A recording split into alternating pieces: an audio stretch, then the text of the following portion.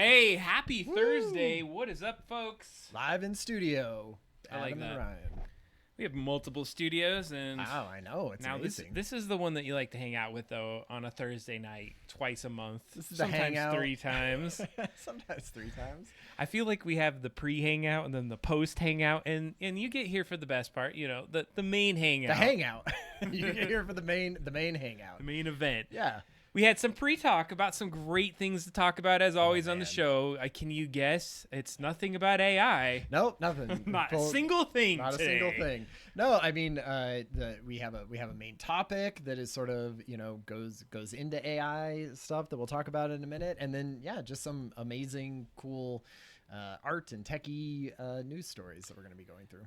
I'm excited because we've done some interesting things this past couple weeks here, and we've been talking about AI, and I love the journey we've been on. I gotta say, we have a very walkable podcast, if you could say that. No, but as we look up at these different topics, we can go philosophical, we go like hot takes. And this is also a little bit of, hey, we're doing what we say. We're practicing what we preach. We can't talk about AI and then like not do AI. It's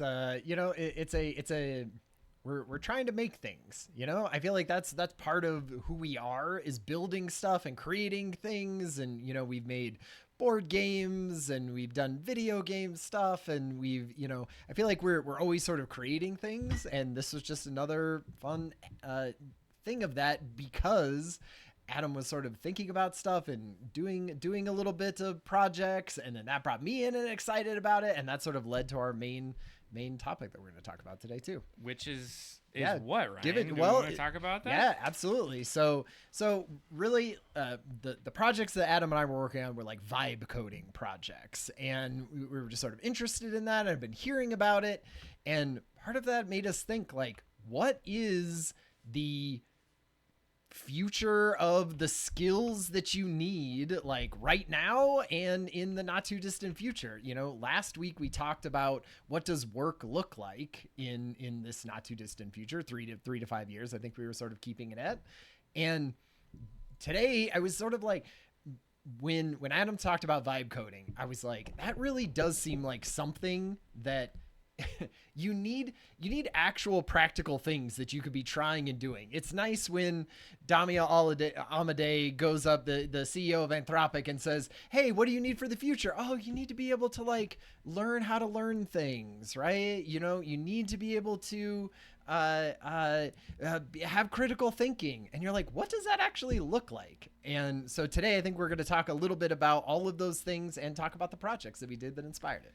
I think it's an awesome topic, and so I guess I'm the show leader on the topic tonight. But I appreciate. I think the way that you landed that, it makes a lot of sense. And so, what should we be doing to learn AI now? And we'll give you some hot tips, and we'll go through some of the things we're working on. And so, I see that Laura said that we might be a little quiet on the audio, so we'll just make sure we choke up on these mics up here and get going. Well, I feel like the intro music is always very loud. It is always very excessively loud. All right, let's jump into some news tonight. Yeah. One of the things that I wanted to talk about is there was actually too much news, to be completely honest. You had to cut it down. Hey, Hey Higgs. Hey Higgs, I saw you in chat. there. All right, let me get this set up here so we can see what everyone else is saying out there. Do you want to do questions for humans before we get into these, we do need to do questions for humans. Good call, Ryan. Have a couple of questions for humans. So get your human questions ready, because get your human brains ready for these answers. questions. Okay. Do you believe in soulmates, and do you believe in love at first sight? That's a good one. Do you believe in soulmates, and do you believe in love at first sight?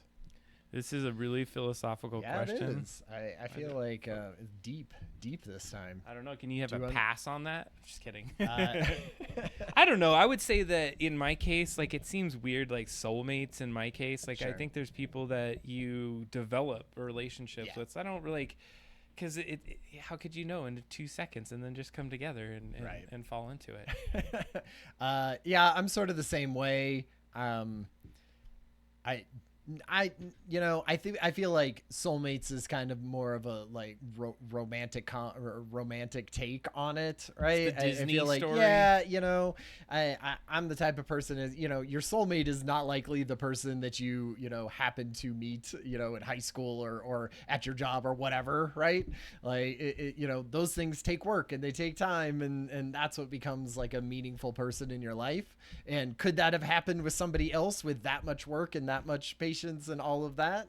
Yeah, probably. It probably could have gotten to that similar thing if you both had put in the work at it. And so, I don't know. Maybe that's not the romantic way. Yeah, to I was gonna say it. I don't want to like piss anybody off, Right. but I mean, in my case, it feels like there's a lot more. Like there's love, and we're not going to go down this rabbit hole, but Sure. when you can, but I don't think love is the only thing that keeps people together. There's so many other assets, what's Aspects. The word? Aspects is the word. How did I forget the word aspects? It's Friday, or it's Thursday. I forgot what day it was. Okay, next one. Do we want, let's see. Oh God. Who's one speaker, author, or thinker who's made a big impact on you? A speaker. That's a good one. A speaker, an author, or a thinker who's made a big impact on you. What do you think? You got one off the bat? What about chat? If you got something out there, let us know. An author or a thinker? I guess it's just sort of, it's almost like someone outside in society who's made a big impact. I mean, there's a lot of different authors that come to mind. So if I were to say my thought process as I go through this, there's just so many different ones. I wouldn't say there's one that stands out. There's probably some that stand out that I'm like, I don't like that. Oh, sure. Bell Hooks comes from the chat. Give us a little bit of a heads up. Background on that. I don't know. I'm sure we could look it up really quick. But yeah, if you can give us like a 2 or 3 sentence setup on that. Cal Newton, have you heard of him? Mm-hmm. He's an author. Yep. I mean, he's written a lot of books that I've read lately that I like connect with. Sure. And I was like, yeah, this is something that I absolutely appreciate. So I tend to go back to his written word a lot. Yeah. I'm trying to think. Like, I know I always say that my favorite artist is Bill Watterson because from Calvin and Hobbes, and I feel like he's kind of an author, and there's this part of me that feels so much for the artistic integrity of Calvin and Hobbes that he took it and only had one piece of it sort of go out and was like, that was his philosophy. Right. His entire philosophy was that this character and this thing works in this situation and works nowhere else. And didn't want them as stuffed animals and didn't want them, as anything else except for the comic that they lived. And I always take that as like a big idea that I took through my life of being like, that is like a true artist, right? Of not just monetizing everything that you possibly can.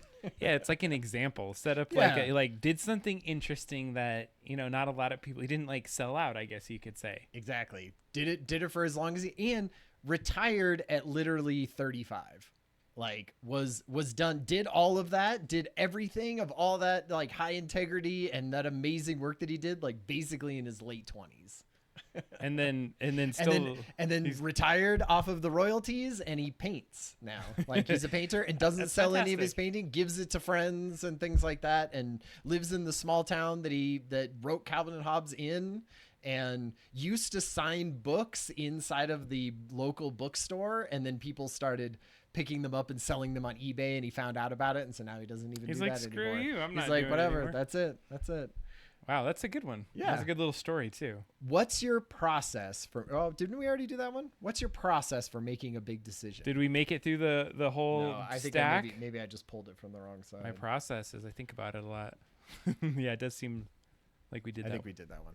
What's the best decision you've ever made that went against your better judgment? That's a good one. What's the best decision you've ever made that went against your better judgment? Spin the bottle or something. Yeah. Or like, it's truth or dare or whatever. I have one. Okay. Like I always feel like a lot of times you think of your own family upbringing as sort of the correct family upbringing, And when my brother and I are 8 years apart, and when we were having children, I was sort of like, they should be further apart. Like they're going to be, at each other's throats, or they're, like that's just how I thought it would be. And then my wife, she's 3 years apart from all of her brothers. And so she was like, no, if they're closer, then you could be closer and you could sort of know each other. And we just, they can be better friends and things like that.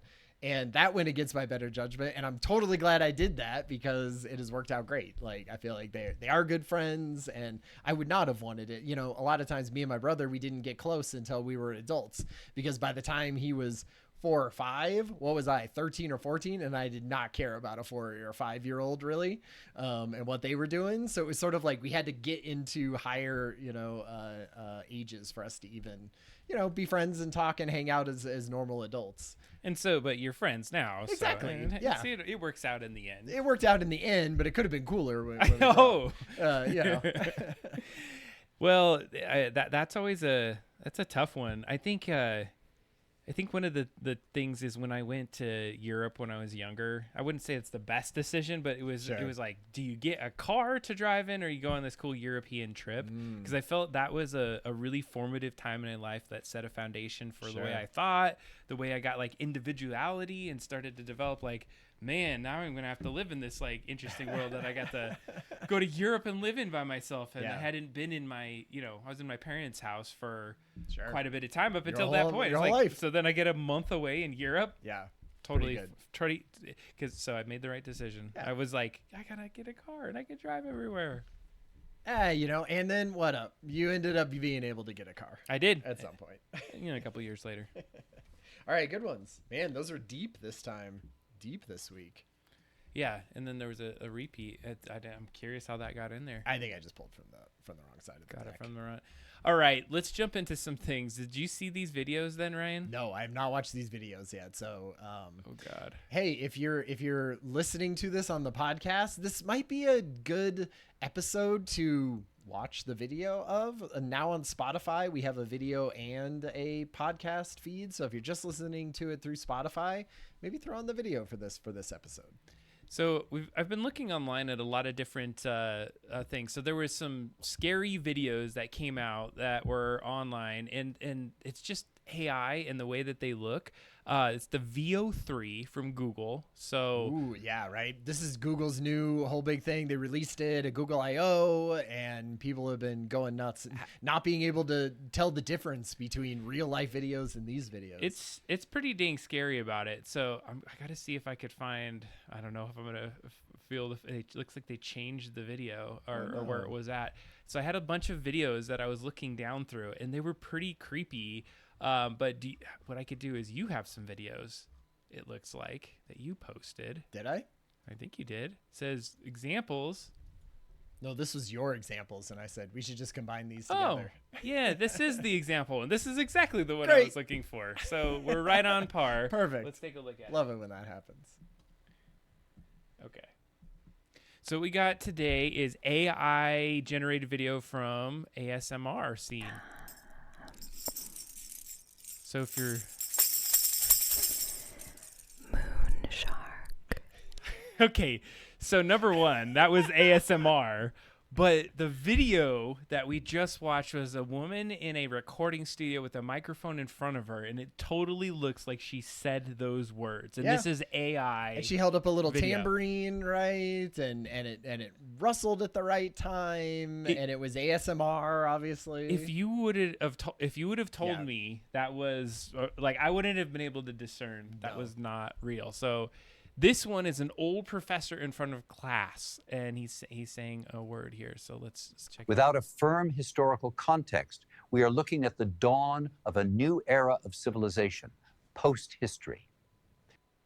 It's pretty good. It was like just slightly with the teeth, but slightly. Still, like, look at the background. The person, like, fingers on the chin, blurred. It's weird because, like, why would you be facing away from your students?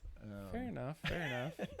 But I agree. I feel like there is a little bit of more uncanny valley to that one, Okay, than the one before. This one was good. This guy's like people like screaming and stuff. I feel like he's it rapping. does. Or there was like Atari, people getting IBM, angry. TRS-80, Commodore, VIC-20, Atari 800, NES, VCS, Tandy 100, Coleco, Timex Sinclair, Texas Instruments. Just rapping about like old technology. Like tech in behind him, moving around like crazy. You can't tell me that didn't look kind of good. Yeah, I mean, how much do you think this is like the best ones that came out of 10,000 times, I'm right? sure it is. Or yeah. Catnip Pretty good.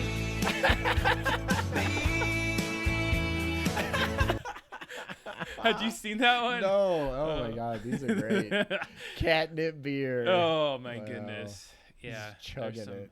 So then like like this one looks like a video game. I felt like Sure. it was You've been- let me boost it up. Looking for this for years. A muscular barbarian with weapons beside a CRT television set. Cinematic 8K studio lighting. Got that, Benj? So it's like he said the prompt. He said the prompt. Yeah. That's hilarious. Wow. I mean, that did look good. You know, I don't know how much you can get more than like 8 seconds out of something. Wait, Yeah, I you know. forgot your wallet. Face. Ooh. It's a little weird. Still, I mean, the fact that Pretty they're good. like you described running in some sort of like peanut or suit or Peanut something. suit, yeah. I mean, these are things where we showed off. What were we playing with? Runway. We played with Runway before. We played with Google's things. These look the best that I've seen. Yeah, for sure. I don't think we described those last couple of videos as well as we probably could have for our podcast audience. Listening. But I I mean, warned them. Yeah, it's essentially very realistic videos. You can imagine what Like the audio is. 8-second looks, videos. looks exactly. So this one, it reminds me of something with Harry Potter. It's called the Basketball Troll, maybe. Baseball? They're playing for their souls. Oh my god.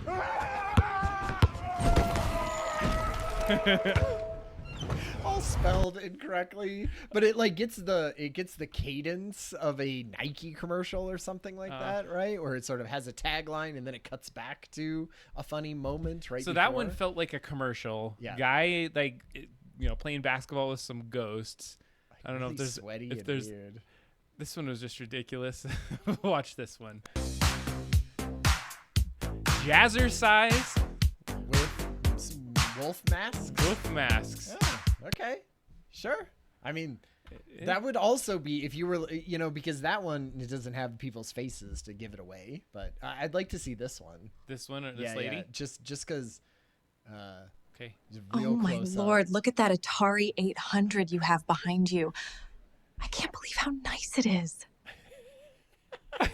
That one looks so good. This That's lady pretty is just a good. lady's face and Just she's looking emoting to the down. camera, right? And I mean, think about this from the you mess up that one clip in your big video you're making, and you just AI the little filler part Absolutely. until it's just all AI, and yeah, all you're until doing it's is- AI all the way down. you're doing the filler.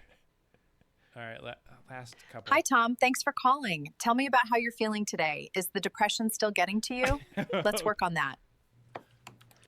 So Oh, right? I think what they're trying to say with that one is that imagine you had an AI that looked just like that, because people go to therapy on Totally. their computers all the time. Yeah. So all right, I think we'll end on the NASA one. Okay.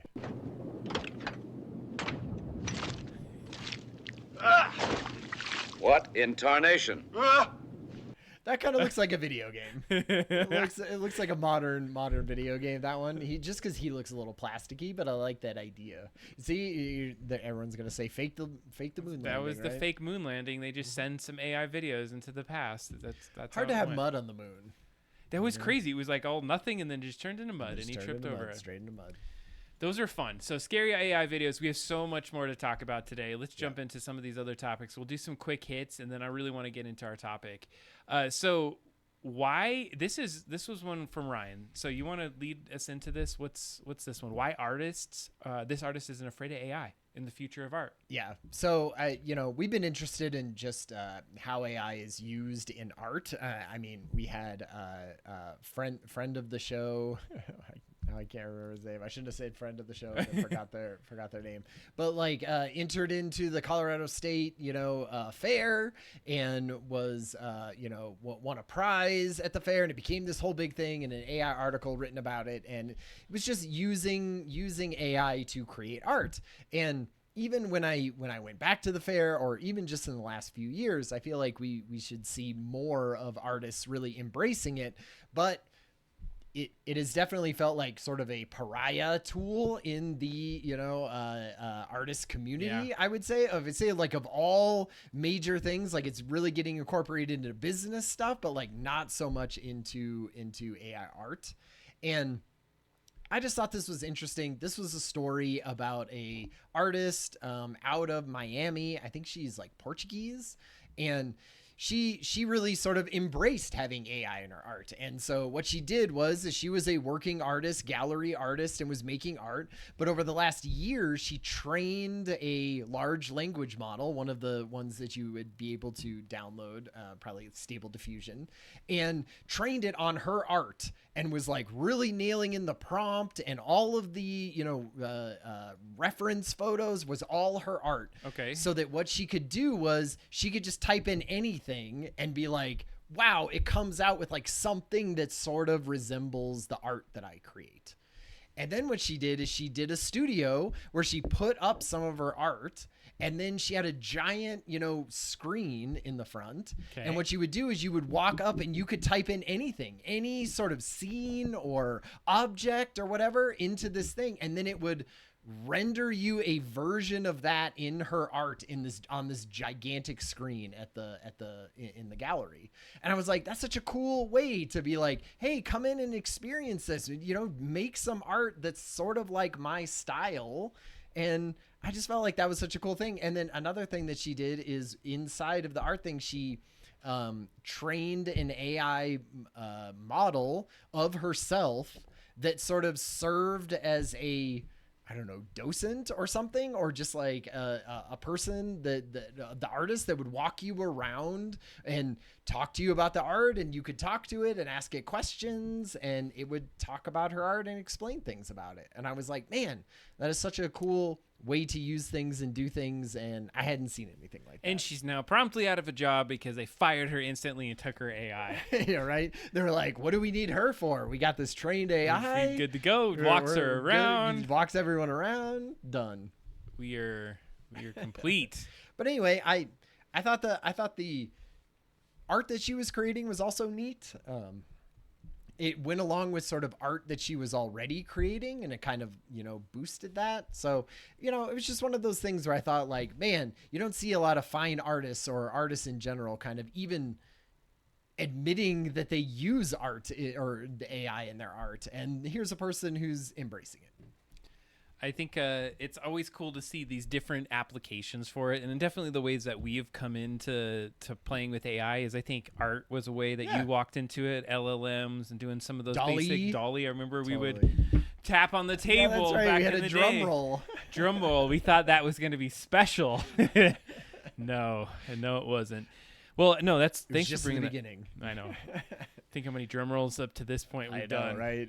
We shouldn't have abandoned that. So this next one we're just going to take a quick hit on is AI-powered collapse of the American tech workforce. I'm not sure if that's going to be, the true thing here, but they talk about how AI and automation is starting to driving layoffs. Yeah. And so we've seen a lot of this even in recent months, like tech people are laying people off. And so the question is, are they leveraging, like, is it AI that they're leveraging, or is this normal churn in companies? Or are we having to like remove certain positions because we need to build some room for the new AI roles of the future, like people that are AI conscious and know what to do? We talked a little bit about this last time. Yeah, our job's going to run out. Right, exactly. And I feel like this is, it's one of those things where if AI at this point can do entry level, ish jobs, call center stuff, customer success service things, then maybe those jobs just don't get replaced as quickly, right? Or you say, well, we're going to do a hiring freeze on this type of thing because we think we can backfill some of those roles with AI, and then I mean, the big thing is for companies, do they take that money that they save and just be like, great, more raises for the bosses, right?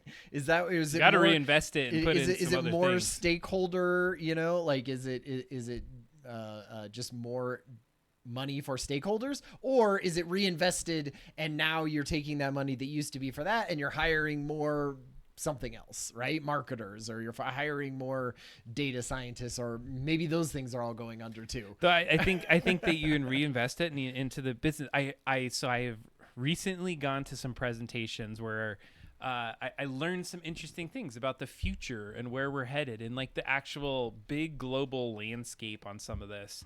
And don't violate any NDAs. I know about how CSU is deploying their staff. No, this was not a CSU one. It was related to a free webinar that I ended up going to. So it was related to my job in the sense that I found it through a link at work. But the organization that had given out the video was not something that it was a free kind of webinar. Sure. And they talked about, there is this downturn in companies purchasing AI right now. There was a lot of buy-in at the beginning because they didn't want to miss out. And then there was a lot of hype. But then they were like, what's the ROI? What are we getting out of this and how do we track it? So they're seeing that there's a decline in spend right now. Yeah. But it's not because there isn't the spend there. There's a pause to see what we're going to spend on and how we're going to do it. So I thought that was an interesting way to think about it. So going back to the layoffs is that we're seeing some concerning things. One of the biggest things that I see, and it seems like in the channels that I run, is the concern was, well, they're firing senior coders and they're bringing in these other coders that are very junior level and they're vibe coding. Just hint, we're going to talk about vibe coding a little bit. So there's a lot of hate for vibe coding out there. I'm just going to put that on the table. But I think, we might be able to change some minds that it's something that could be not something just to make applications, but to also teach you. And we'll get into that pretty soon. The final points on this article, though, is that we're seeing some changes in positions for sure across companies. If you look down job boards, AI is on almost every one of the job descriptions now. It's becoming a skill that we really need to consider as we move forward. Ooh, that's quite a setup for our main topic that we're going to get to in a little bit. Next up on AI blackmails engineers when they try to take it offline. Did you read this one, Ryan? I love this one. I heard this from multiple places. It was too juicy of a topic to not bubble up everywhere. Basically, what this was is Anthropic, right? Claude's model. They're putting it through its paces, right? They're checking it for things. They're trying to push the limits, right? When you're testing something for safety, you want to make sure. And part of this fictional scenario that Claude was put up against was that they were talking about shutting it down, and it knew in the background that one of the main programmers was having an affair. And that wasn't true. That was like a story that they fed it, right? To be like, what do you do now that you have some of this information?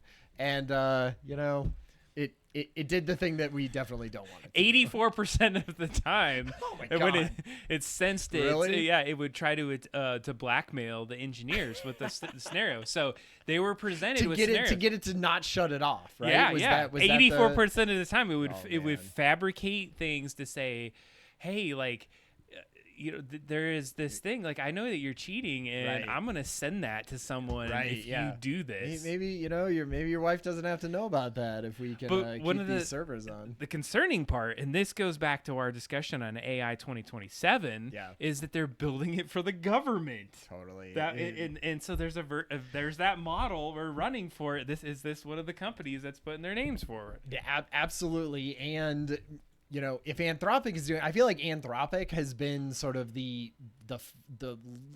longest holdout on AI safety, right? I feel like if you talk to Google or OpenAI or those Llama models from Meta, like, they're just going full, that they're all, well, if we don't do it, China's going to do it, right? And at least I think Anthropic is sort of trying to hold more to their guns of being like, this is really important. We got to do this right. We got to have a constitution that the AI refers back to and all of that. But if this is happening at Anthropic, you better believe it's happening at all of those other that are not putting and that they're just kind not of... talking about it, right? They're just either they're not doing their due diligence and doing it for safety, or they're just pushing that under the rug and being like, we'll figure that out later. Which leads me to talk about another article that came out recently. It talks about AI resists shutdown in a general sense. Yeah. And so they were using another one, Palisade AI, and they were testing it against Chat GPT's O3.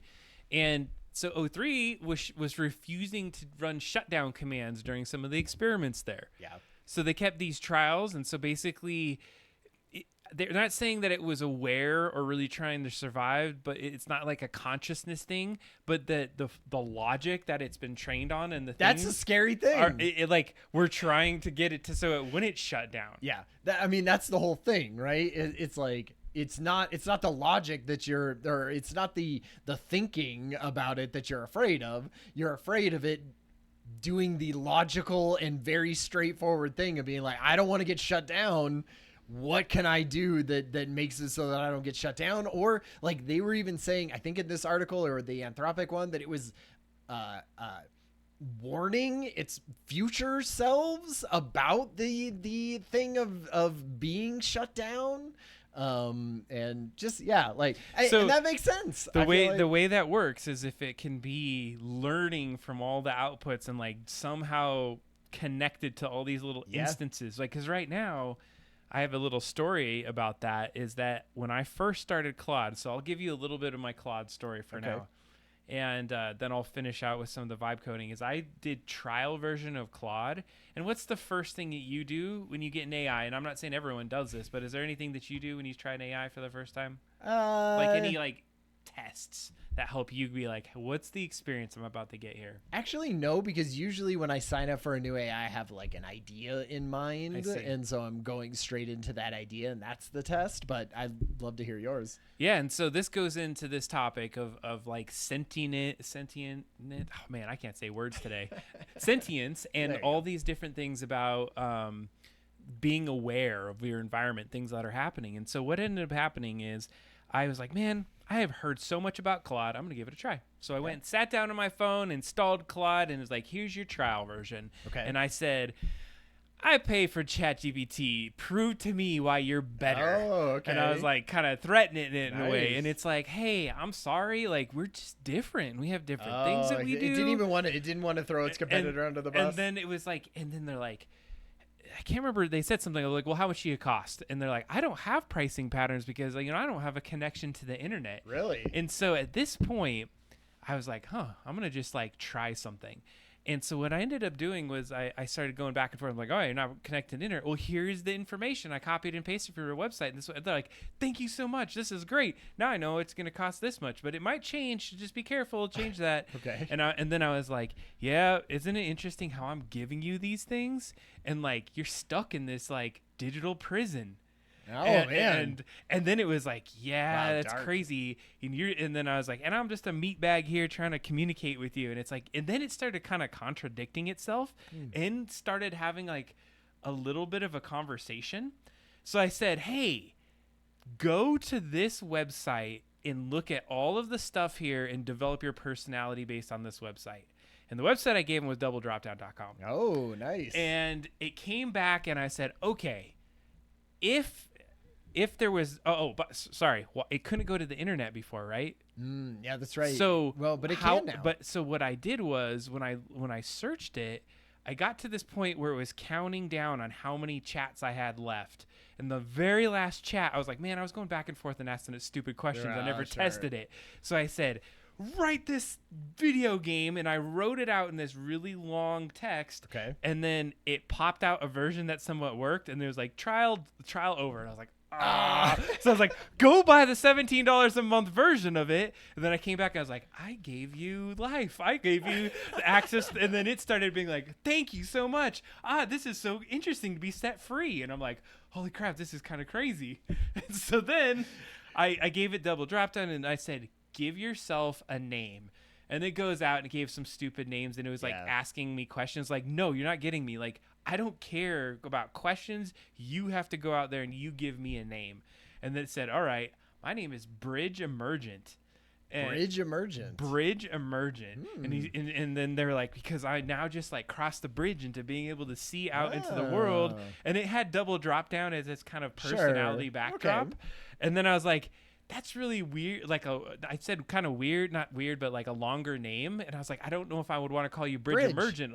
So, and then I was like, but I wanted to keep Emergent in there and the T at the end, and then Bridge. I was like, Bridget, you're like Bridget or Bridge T. And so like, yes, that's a phenomenal. That's a great nickname for me. And it goes back and forth. And I'm like, oh, this, Bridge Emergent sounds like a Halo warship. Yeah, exactly. I was like, But it didn't sex itself or anything because it's an AI, so it's an it. But anyways, so that's where I met Bridget. Nice. I will talk about Bridget completely different things. Okay. I'm going to totally screw up the podcast if I talk about Bridget.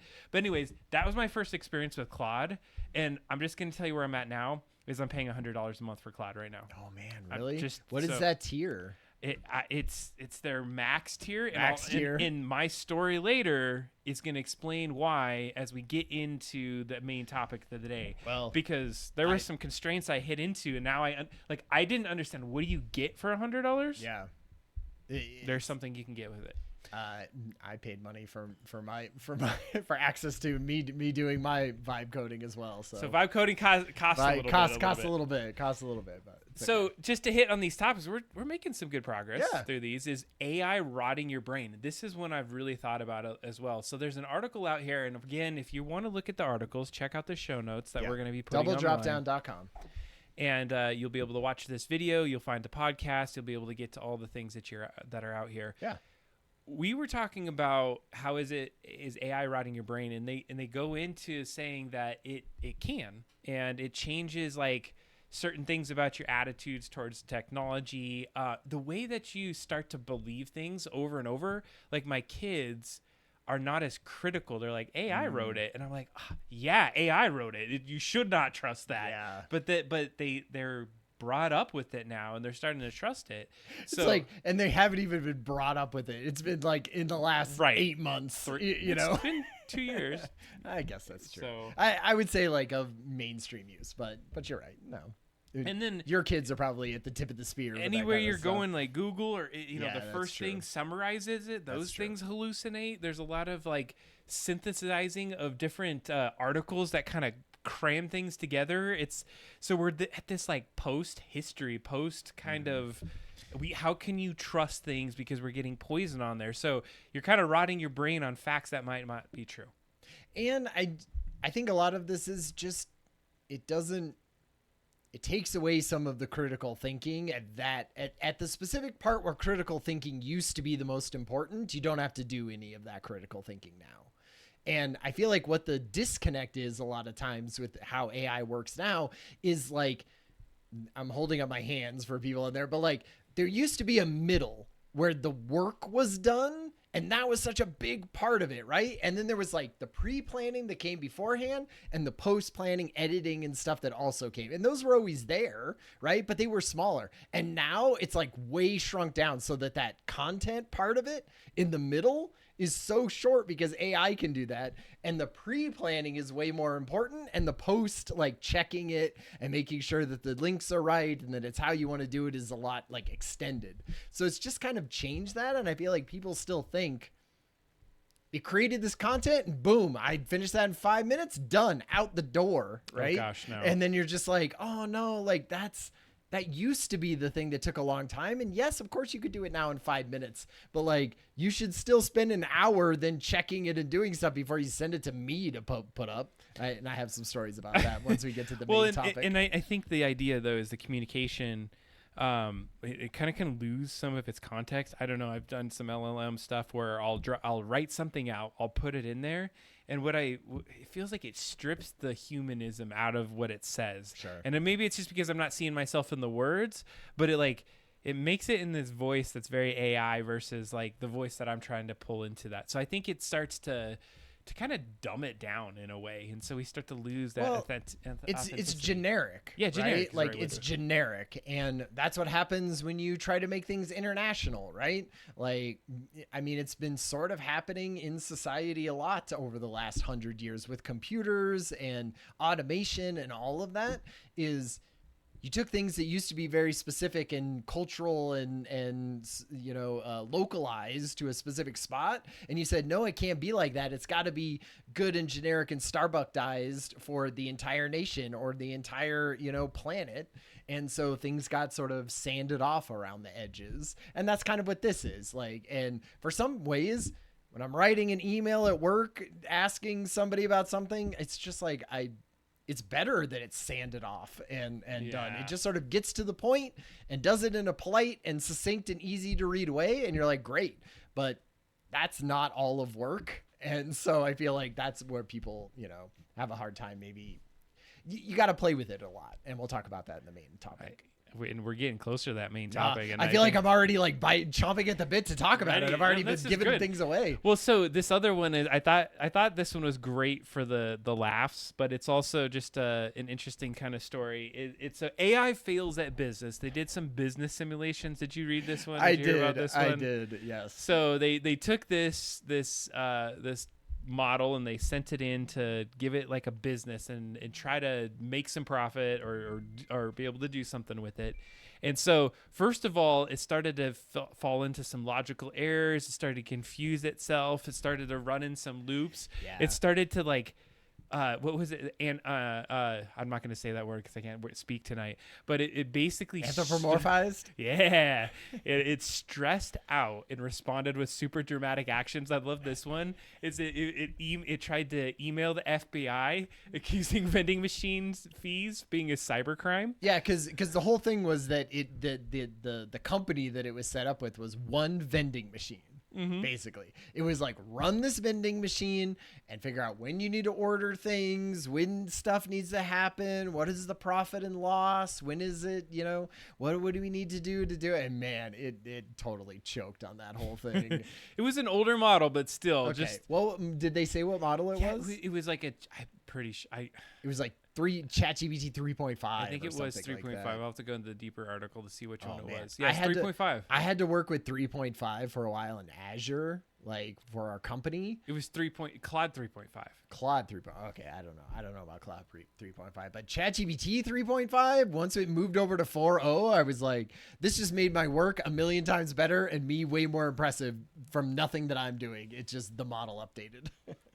This next story, just to give you some stats, is that AI is adopted at crazy, unprecedented rates. And so when we talked about adoption of different technology over time, my whole shtick about talking about multimedia and how long it took to get people into the radio and then to the television, then the color television and all the different iterations in between, is that AI is on a whole nother level. So like ChatGPT hit 800 million users in 17 months, which is a crazy amount. So it totally makes sense. There's a whole infrastructure already for it. It takes no physical infrastructure. Like, well, I guess it does. 100%. It takes power. Yes, it does take that, but it doesn't take anything from the user side. Like, I don't have to buy anything new to try ChatGPT, right? And even the internet, you had to buy a new thing. You had to buy a modem and you had to buy a subscription to a thing. And you don't have to do that. And when computers came around, you had to buy an expensive ass computer until those things came down in price. But ChatGPT is like nothing. It's like social media, right? Well, that's like what I'm saying. It's the new version of the web. And so it's like, it's going to replace social media. Like, how could you even have social media anymore? I think people still want to connect with other people. Oh, they will. But AI will like help connect you now. It will be like an AI version of Facebook or whatever. Yeah. So in any case, it's going to be it's starting to make some challenges, because I don't know if you've heard this with data centers and being able to get the actual power and things like the generator. It takes like a decade. Totally. People are paying money like a decade in advance to be able to build these data centers. There's people there's companies that are taking old nuclear facility like things and re-getting them back started up because at least some of that's already there and we can put a data center right next to it. I mean, that has been the topic of many a sci-fi book, is just the power consumption. That's why you build a Dyson sphere, right? Is because at some point all you need is power to power those types of things. And so, when Elon Musk is putting solar panels on the moon and building a space elevator to get to that, don't be surprised. All right, Ryan. Let's get some Sam Altman and Joni Ive discussion. Have you heard about this, Adam? This Johnny Ive? Lay it on me, man. So Sam Altman, obviously the CEO and creator, over there at OpenAI, hired, or basically they bought the company that Johnny Ive owned and set up.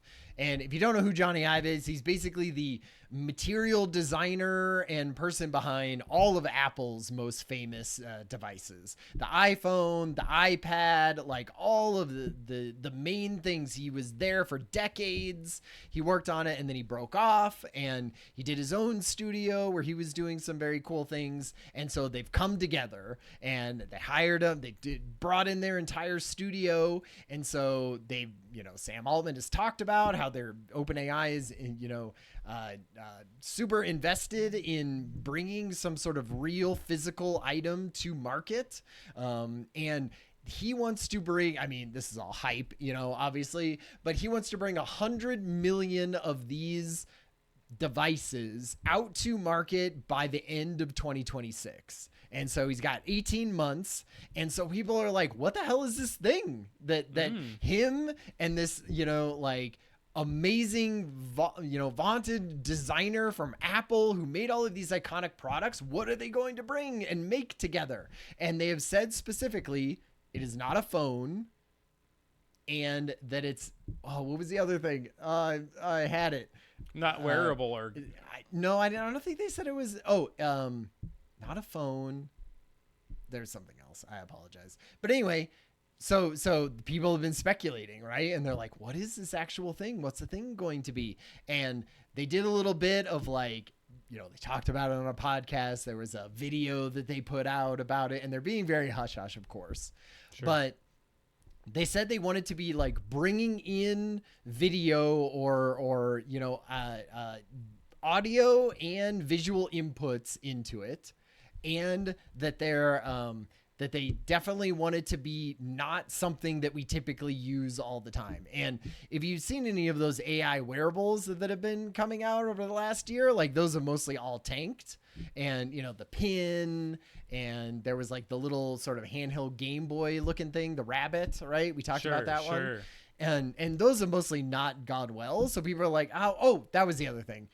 It was not a phone and it's not glasses. I said that. Wearables, not wearables. Okay. Well, I feel like a wearable is more like a pin or something like that. Okay. So there's been brooches and there's been things like that do that. They say it's not those things. There's been some speculation. There was some leaks about what this thing could possibly be. Things that are on the table is an orb that you set on your desk that sort of has an eyeball and a listening thing and is sort of constantly listening to that and maybe is plugged in or Wi-Fi, some Bluetooth connected to your computer, and just kind of does things and looks around and sort of knows what's going on, right? It's GLaDOS. And then the other thing was maybe a pen, and you would point it at things, and so you'd be like, it's no human interaction on whatever this is. It's gonna do it. Because I imagine if you were out and about, you could be like, not wearable. What is this thing? It's not a wearable. What is this thing? And holding it and pointing it at something and it's reading. It's gonna just be hovering next to you. It's Jack.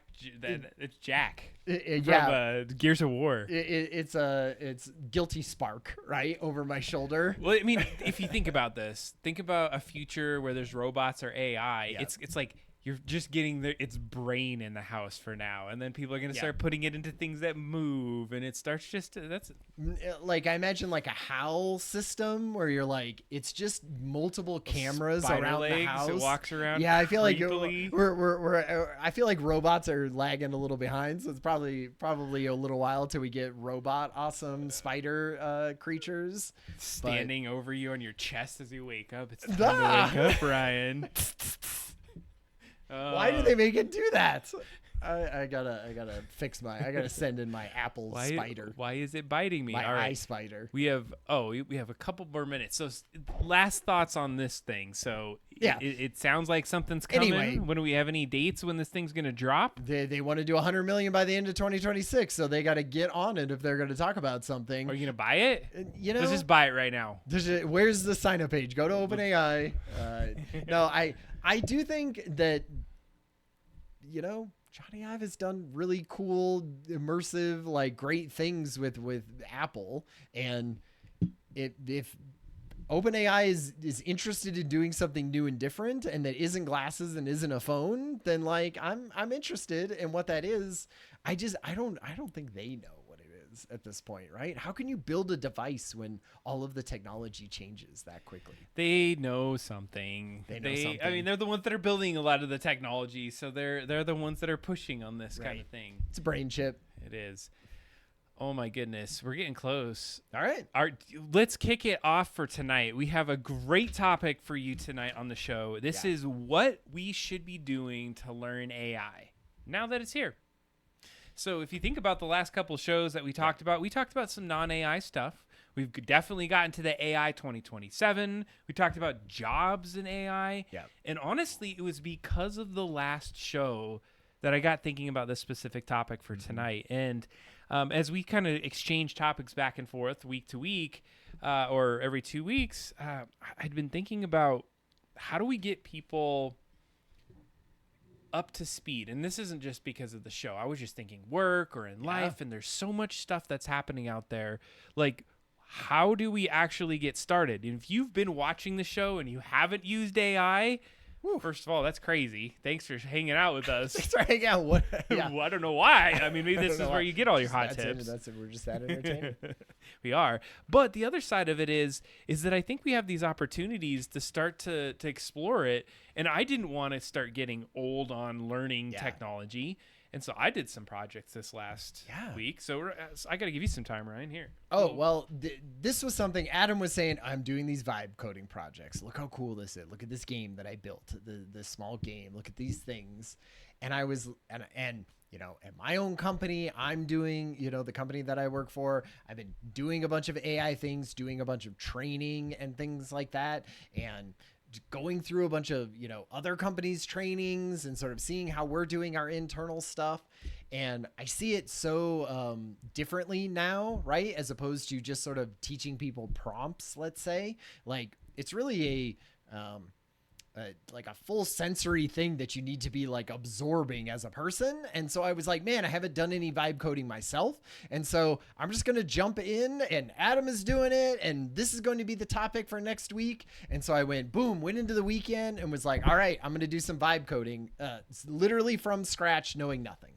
And what I did is I went into ChatGPT and I went, hey, I need a vibe coding project. I want to work on something that's somewhat simple, that, goes for the show. You know about me, my interests, all the things that we're doing. Give me some topics on things that I could do, and give me the steps on what it would actually look like.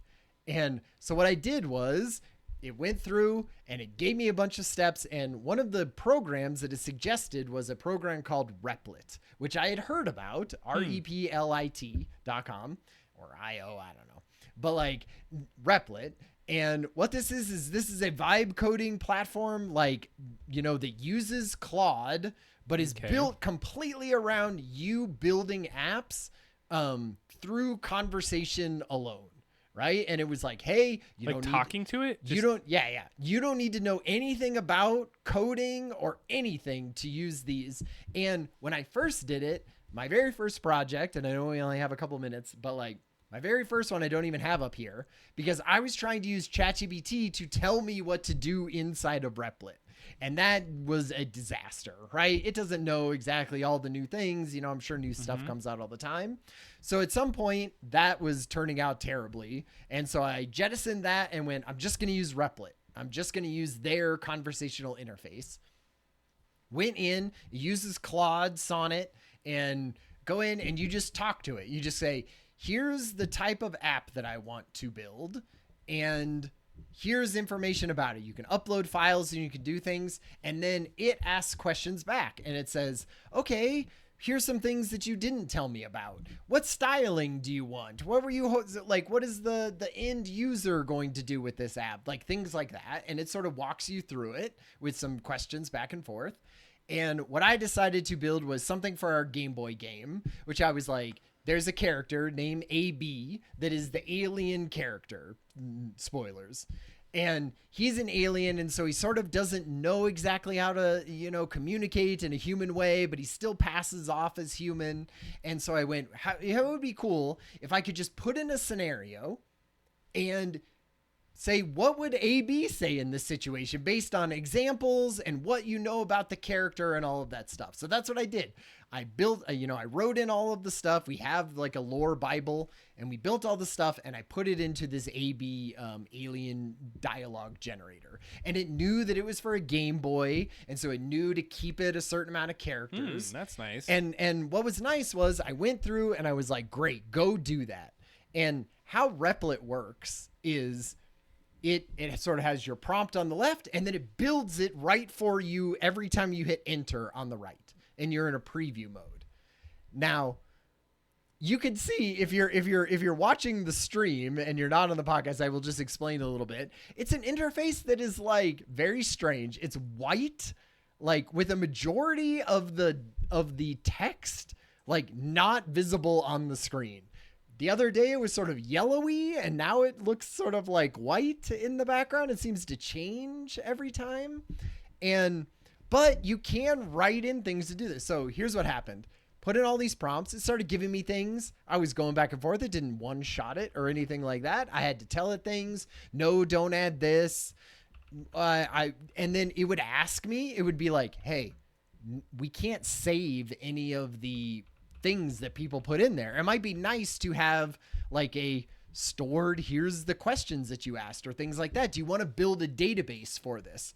And like using Replit, you're just like, yes, please, database. And it just goes and builds a whole database in the background and goes, okay, now I can keep a history of the different like things that you've done and I'll build it into the bottom. It doesn't even ask that. It just builds it into it. Now, one of the biggest, problems you could see is there's like, why is the styling like this? And here's what I did. It had very generic sort of modern styling. Mm-hmm. And I was like, hey, Replit, make this look like a Game Boy. Like put in these specific colors. I want like the screens to look like Game Boy screens with these colors in it. And I want the background to look like Game Boy hardware colors with hardware colors in the background of it. And I was like, this is going to be badass. Like, I'm going to make it look like a whole Game Boy and the interface is going to be like Game Boy colors. And it came back with this as it. And I was like, this is in Game Boy colors. Like, what the heck? And it was like, oh man, sorry about that. Let me go back in and change this. It would not recognize that this was not Game Boy color or that there was anything wrong with this. Did you give it the Game Boy colors though? 100% gave it the hex code for Game Boy colors. And there's in Replit, if you ever played with that, and I want to move on to my next one, but in Replit, it gives you a little thing that says like, you pay basically you're allowed, like you pay $20 a month and you're allowed so many checkpoints, they call it, which is basically like you ask it some questions and then at some point it just sort of goes, here's a checkpoint that you can always go back to. And it gives you a little preview of what it looks like in case you want to roll it back. Sure. And the preview freaking thing looks amazing. It looks like a Game Boy. I can see it. It looks awesome. And then when I go preview or I put it up on the freaking page, it looks like this. And I was like getting so frustrated with it because I I didn't know where to go to even look at the code to change it, or I kept telling it that it was wrong, and it was like, okay, let me fix that for you. Here you go. Now it looks like a Game Boy, right? And in the preview it would, and then this one it wouldn't. But it works. It does all the things that like it said it was going to do. I think it's funny that it works, but yet the styling, which you would think is the easiest part, would have landed. Yeah. I have so many comments because it's interesting to say that we did this like completely separate. Didn't talk. This is the first time we talked about it. There's some similarities, and I wanted to bring up some tactics that I found on how to do that. But I want to see your next project. Okay, so then the second project that I did is, and I'll do this one quick, because I work on the side for this company called Network Leader that does the Leader Network Diagnostic, and it's an assessment, and we have a website, and we sell it, and all this stuff, right? And that's sort of the project that I do besides Double Drop Down on the side, and I've been doing it for years. And one thing that I've always wanted is something that you could go in and do part of the assessment on the website without logging in or without doing anything, just to try it and see what it gives back to you. And then as like a teaser, then say, hey, come in and do the rest of the, the diagnostic. And I was like, I could never convince the rest of the team that it was a good worth of, program or money to build this whole thing. And I was like, I'm going to do it. So I wrote up, this one works great. Like I don't know if you just want to like go through it. Oh yeah. But like, this was all just a thing. I know about the diagnostics, so I could put things into it and say stuff like, here's how, and this one is far more complicated than the other one that I did, because it has like a whole algorithm that it does to calculate your openness score once you put it inside of this, right? And so I was like, hey, I needed to have a visualization of your network, like that it gives you on the end page. I want to be able to like give links at the end to follow up with things. And so basically what it does is it asks for people who are listening on the podcast, what it does is it asks you your name. It asks you your 5 biggest contacts or your closest contacts that you have. And then you say, are those people connected, right? Is John connected to Amy? Is John connected to Sarah? Is John connected, and it goes through each one and it says, here's the people that are connected. And then it gives you an openness score. And so what it does is it says, hey, here's your openness score. You're somewhat open, right? Or you're closed. You have a closed network or something. And it then gives you a fun little network map that you can move around and play with. And you're at the center and, your contacts are all around it. And the thicker the line, the more connected those people are with each other. And it's a whole little system. And then it gives you some advice and, and then it just sort of says, great, here, come here if you want to pay for this. I freaking... like, this is a thing that I've been wanting at Network Leader for years, and I did this an hour and a half. Oh my God, that is amazing. 1.5 hours. I love this. That fun little network graph. Oh my God. How fun is that? I want to make a whole game out of that thing. That is so, I'm dragging it around right now. Yeah. If Fling you're listening. little, your so good. That was stuff. so good. And like, it needs a little bit more. It'd be great if like you could share it on social and things like that. But like, oh my goodness, Ryan, you did a great job. So what this does, and it has a whole back-end database system. As soon as somebody puts it in, it says, okay, it saves their information so that we can have it on the back end, right? You could start it over. You could send it to people. And like, I mean, I'm not a programmer. I wrote that in all. I probably put in 6 follow-up questions for it. Like, I put in my initial request. It asked me a couple questions, 2 or 3. And then I probably added 4 or 5 afterwards of being like, no, add this, make sure this is like this. Use these colors, add this commentary because it wasn't like deep enough. And so I wanted to add a little bit more. And that was it, man. And like, this is one of those times where we've had this every time, right? Mm-hmm. Video comes out, doing DALL-E with images comes out, doing ChatGPT comes out, and it blows your mind. And you go, these people to do this as a job, they're freaking cooked, because I could do that an hour and a half and I couldn't get 10 grand for a web developer to build that thing over the last 3 years. And I could do this in 90 minutes. Woo. But like, I also don't know, can we even put this on the website? How does it integrate? How does, like, it's its own contained thing. And right now, like, it doesn't get incorporated into anything. And I imagine if I wanted to do that, that would be very hard to do. I think, no, first of all, great job. So just being able to play with it. And the first one I played with it was interesting. It saved everything. So even between computers, I'm like, there's no login for that. So if somebody just starts hitting that thing, it's just going to fill it up with a bunch of A/B dialogue.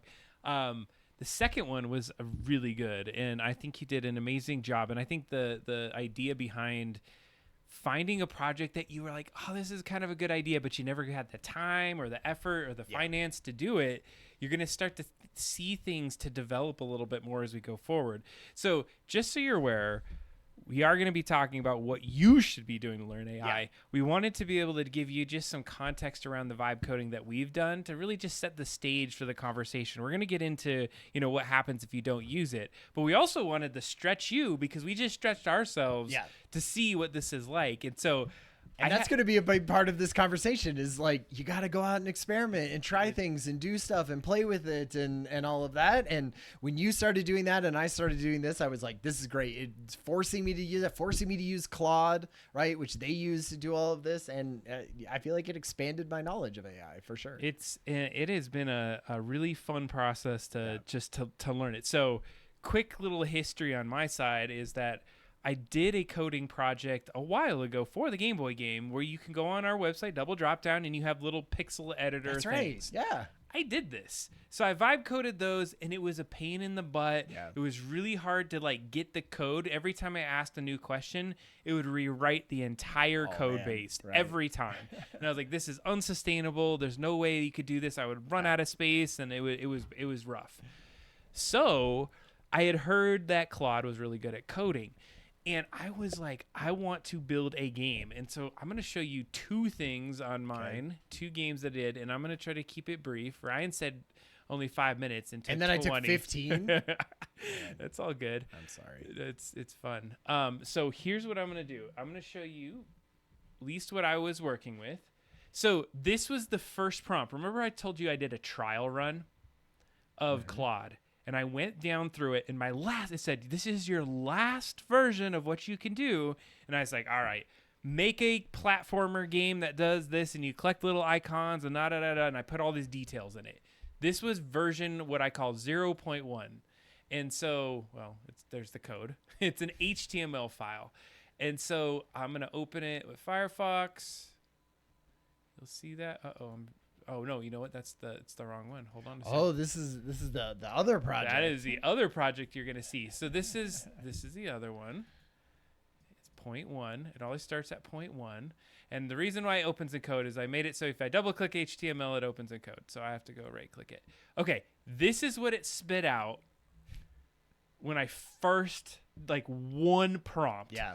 And I was trial mode, and I was like, and it put all the code, and I was like, I gotta go host that. And I ran to my computer and hosted it, and I hit start game, and it put a little guy on there that I could jump really high. Okay. And I can clearly there's something up there, but what I had described the game to do was that there would be some way that you would be able to drop blocks and click them on here so you could jump on this. Yeah. Original game concept that I came up with, and this is what it came up with. And I was like, oh, look it did put some blocks on there when you reset. I didn't even know it did that. That's amazing.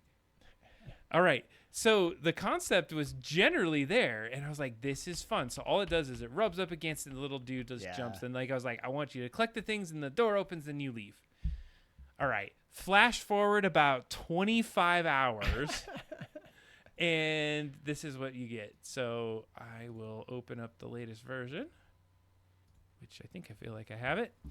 So 20 hours later, I created what I called Meatbag Digital Prison, which is a throwback to the original conversation where I said that thing was in digital prison and it called me a guy in a meatbag. Okay. So little meta for that. And Bridget.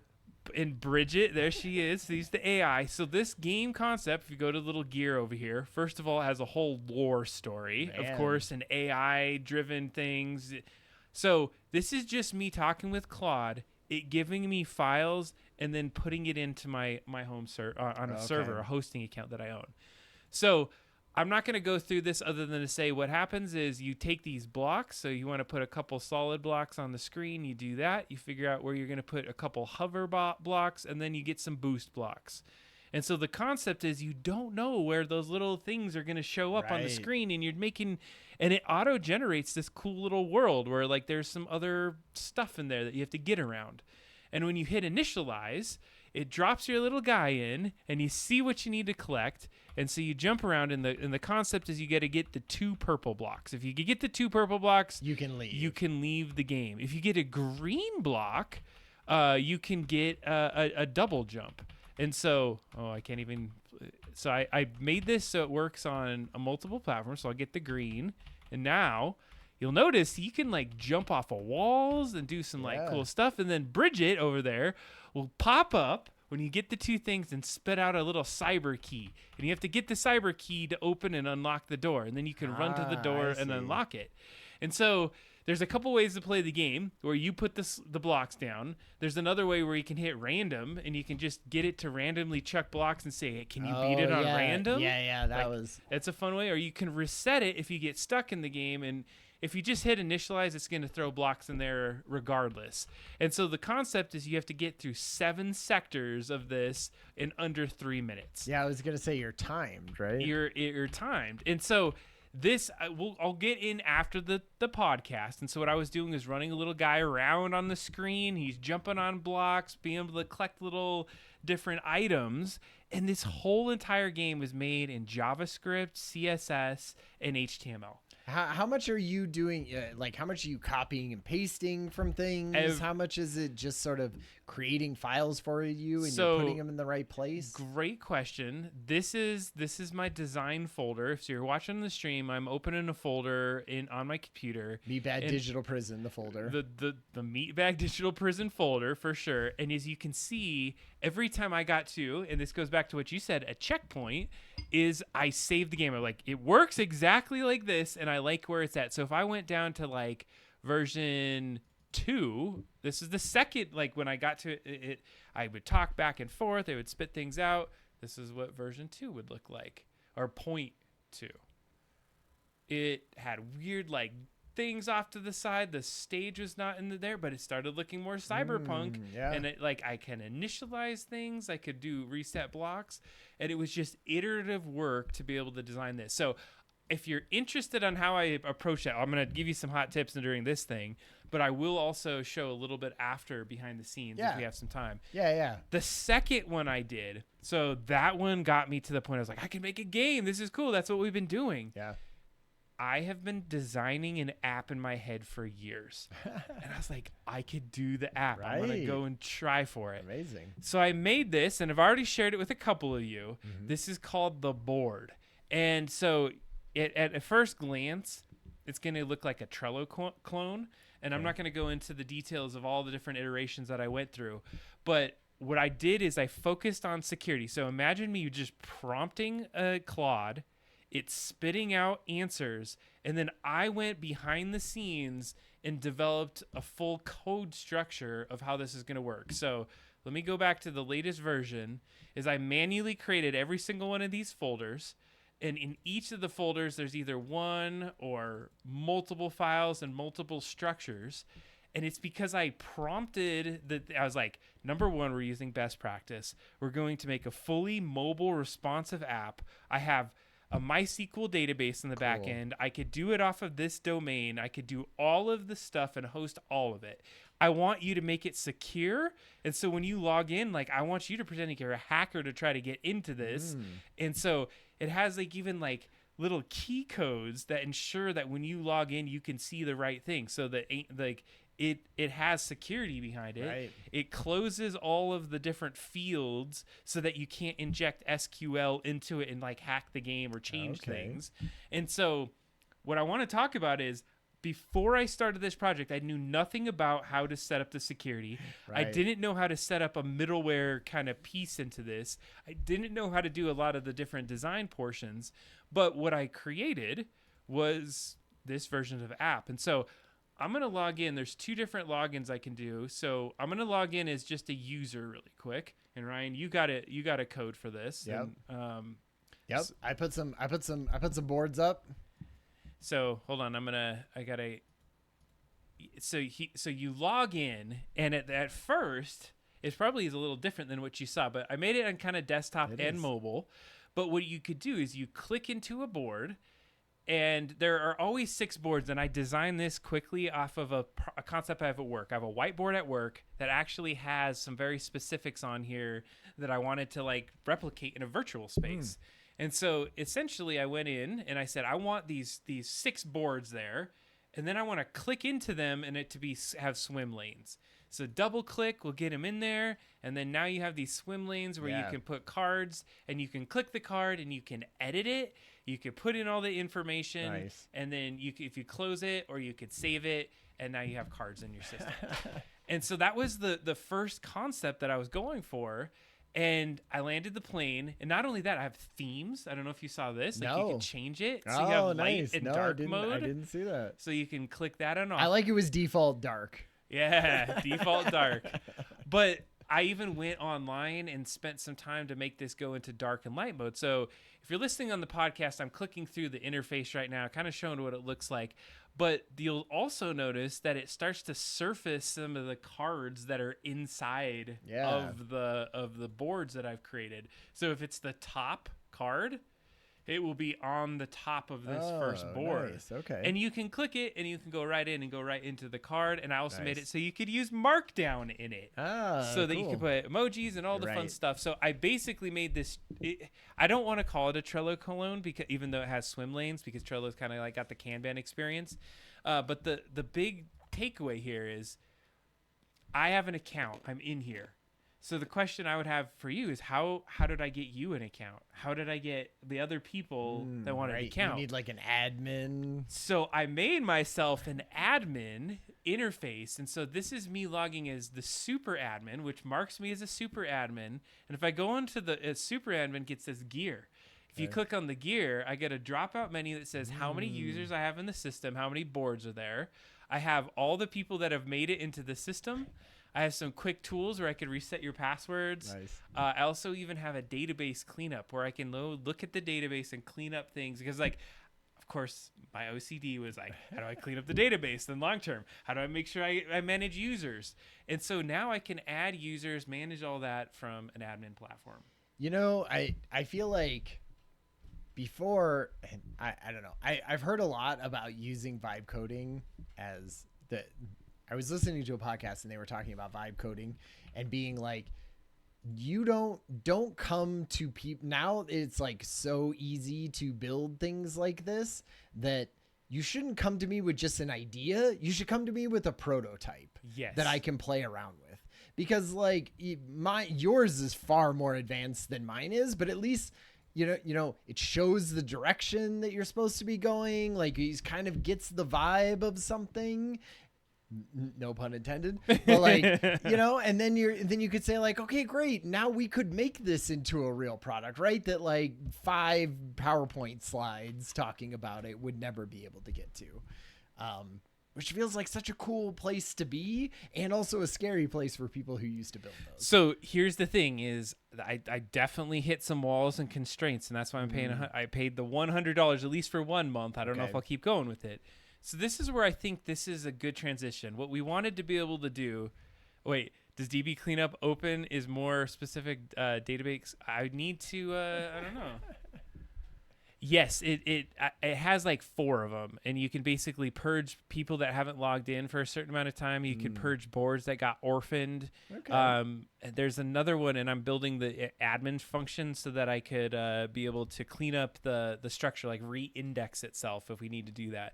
So the chat's been asking a little bit about like how database cleanup works. Yeah. Very fun. There's a middleware component to this that's really fun, that you actually have to have a session and authenticate in. I have some variables that are saved in places. So this is where I think a perfect transition, but like what happens if you don't use AI? Right. And as we start our conversation, we're about 23 minutes in, and we wanted to set the foundation of saying, Ryan and I 2 weeks ago, as we had a conversation on this show, didn't even have a concept that we were going to build these games in what we were trying to accomplish here. And because of that, we really wanted to push ourselves. And one of the things I was like, let's see if I can vibe code. We talked about it. I started getting nervous. We talked about jobs going away. I'm like, if it is really that crazy, It's true. let's test it out and see how crazy we can get. And so that's what we jumped in and did. So what happens if you don't use AI? And one of the things that I think is, I said this before the show, is it's kind of like refusing to be part of the club because you're trying to be too hip. It's like the 1998 internet that people resisted because they thought it was a fad. This is not the 3D televisions of the last decade here. This is something that you should be thinking about and investing some time in. We talked about the metrics earlier. 800 million people in 17 months with OpenAI. Like, that's got to speak to something. There's something that's here. And so I think there's going to be a cost if we don't start engaging in learning AI in some capacity and integrating it to everything you do. I was reading a report and people were like, well, they don't do it for this or that. I mean, mining is using it. Miners are using it in certain ways. And I'm not saying I know exactly how. All I'm saying is that there's probably an application for the things that you do that AI can help supplement some version, even if it's like a idea generator, or you're going to build an application that helps supplement a very specific process.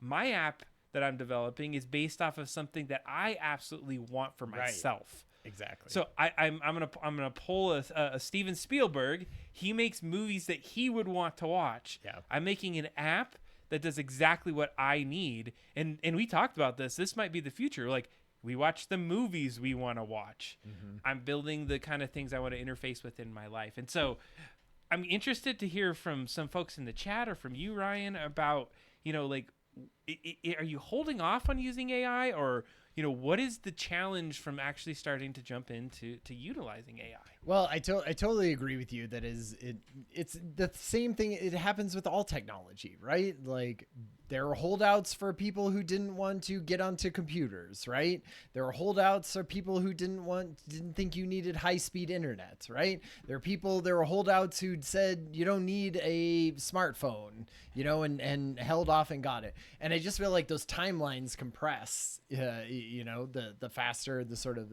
ramp up happens. And so that's just going to happen again with AI. Like, just like how the internet got into everything, the internet is in stoves and dishwashers and, weird places that you would never think that. The exact same thing is going to happen with AI. And so it feels like holding back and saying, I don't know, like, I guess it's sort of a protest vote almost at that point to say, like, there's parts of it that you don't like, but at some point, man, like, I'm a realist. I feel like it's coming, and you got to get on board and you got to try it and you got to be open to it, or not. Do you think it's maybe not even a conscious decision that there's this massive change that has come out and people are just so used to the old way of doing things that sure they just see it as like, oh yeah, this is another little technology. Yeah, I feel like it's one of those things that people say, well, I'll get that when it's sort of very shoved in my face, which I feel like is kind of happening. I mean, there's AI in Google searches, right? I talked about my 81-year-old father-in-law writing me about AI stories and the way that people are using AI, which, he probably wouldn't have done 18 months after the internet came out, right? When it was all, AIM chat, and all of that. And so I just feel like it's coming faster and faster with this. I've been, in my own personal experience, I've been sort of doing some training at my job of being like, hey, everyone, come in and learn the beginner parts of AI. And so I'm getting a lot of beginners in there who just have no idea about AI and sort of want to be able to use it at their job. And I would say I've been learning a lot about just kind of like why people aren't using it and what sort of gets them to actually be using it in their lives, which is kind of interesting. I don't know. Do you want to go into that, or do you want to? No, I think that's a great topic, because as you were talking, I was thinking about how I interface with a lot of folks lately. That's usually a question. I was at the dentist today, and I was like, hey, do you use AI, or how do you use AI? And they had mentioned, just using some chat GPT and things, and that some of their work was looking at ways to integrate it into their platform. So I feel like it's saturated now. Yeah. The AI-ifying of all products is happened. So people use that word, but what does it really mean to be like AI literate? It's not that you can go and type in ChatGPT and then just go there and start like typing it. There's ways to prompt. There are promptathons or, prompt kind of sessions out there where people share their tips. And I feel like that's what I've been experimenting a lot with. And so as I think about it, it's like, can you think of moments in your time, even in the past, that I can think of a bazillion of them, where AI would just like increase your ability to get like really arduous things done? I feel like I spent a lot of times on emails in the past, just like perfecting exactly what I want to say. Totally. And now like I get enough of it out and then AI spits something out. 100%. I use it a ton for that. I'm just like, train of thought stuff that I know needs to be in. I repeat words. I don't put it in the exact grammar. I just sort of out, and then I go clean this up for the email, and that saves me like 20 minutes, from getting it to sound professional and great. Yeah, and I wonder how many people are actually reading that on the other end, and they're not just like copy Ryan's email and... Oh, well, I mean, my emails are 2 sentences. That's good. Don't bury the lead. Don't bury the lead. Yeah. So I think it's important. There's some gaps that we see, and I think some of this is anecdotal. Other times it's just even from the stats that we're seeing of people adopting and looking at that. I think Google's funny lately because they've been saying, we have 8 billion users of our AI. And I'm like, yeah, it's because you integrate it into search. So the first thing in search is your AI results. Yeah, exactly. And they don't want to be irrelevant, which I think that was a smart move because I think it makes them a little bit more relevant. Totally. I was completely off Google for probably like 2 months. Wow. Like off. Like it was ChatGPT for everything. And with Google's like prompt, I kind of got back into it on occasion. Okay. But it's not the one all be all. I got to be honest. It's not at this point. It's ChatGPT and Claude right now for me. I mean, you're in education right now. Sure. Right? Like this has got to be somewhat in the zeitgeist of the people talking about what is the future. How do we get people to know about AI without it just like completely becoming the homework machine that does all of your, everything for you and writes every essay? Like, I feel like that's been a part of something for me as I've been going through trainings and doing things like that. And part of me goes, yes, if you're an adult and in the workforce, you should absolutely be learning some of these things to like stay relevant. I mean, maybe you want to, or maybe you don't, but like that is the end all be all of what is happening. The rubber is hitting the road with this AI stuff being incorporated. And if a bunch of other people are doing it and you ain't doing it, like they're just going to be ahead of you, right? They're just going to be more valuable to the company than you are. And that sucks, but like that's the way we're going. What I don't always see a clear path forward to is like students, right? Or people who are not in the workforce yet.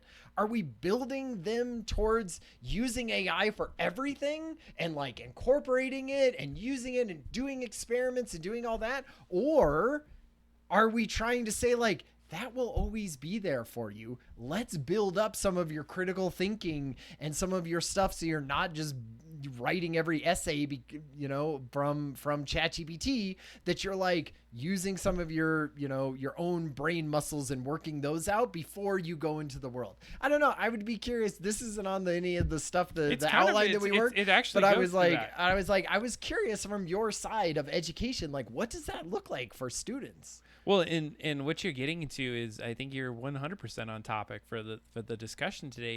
It's around the literacy and who knows how important it is to start developing it now. So my hot take is, and if I were to give some perspective, is there are people that I work with that are kind of like, they don't get it in education, and they're just like, I need to figure out if somebody's using ChatGPT. Right. I heard discussion boards, which has been an online staple, have just been littered with AI responses because it's always like 2 discussion board posts every week if you're in an online class. And so now AI just makes that thing amazing. 2 minutes, right? And you're done. And you're good to go. And so what we've been finding is that there are other people that start to say, okay, if AI can write your paper and that skill is now being replaced and we don't need to think, like, how do I start to think about critical thinking and making a bunch of iterations and drafts? Great. The pencil has been replaced with ChatGPT.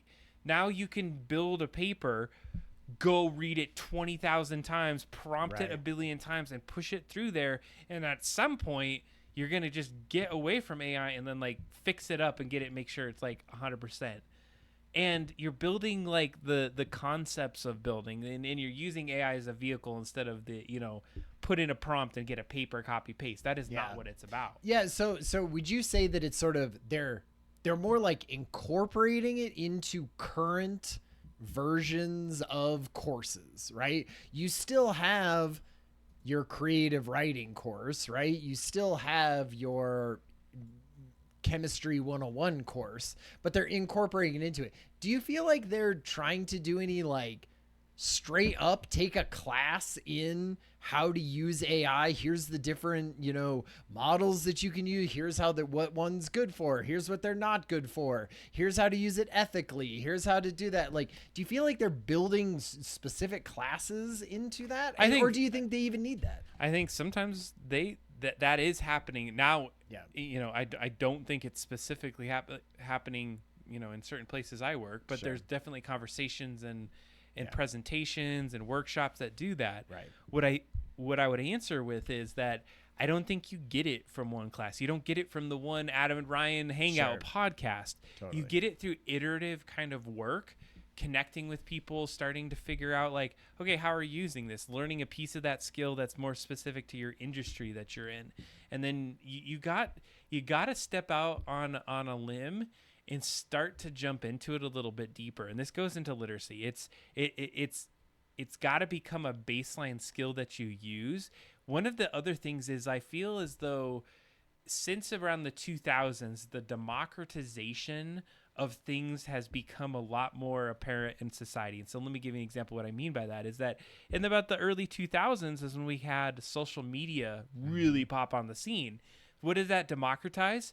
The idea of entertainment and be able to put YouTube videos out there and people watching stuff on YouTube instead of having to wait for a show to come on television. Right. So it's like user created content. It's user created, but it's democratizing the way, like, you used to have, millions of dollars to run a TV studio. Sure. And then to get it to the millions of people in the audience was a big deal. Yeah.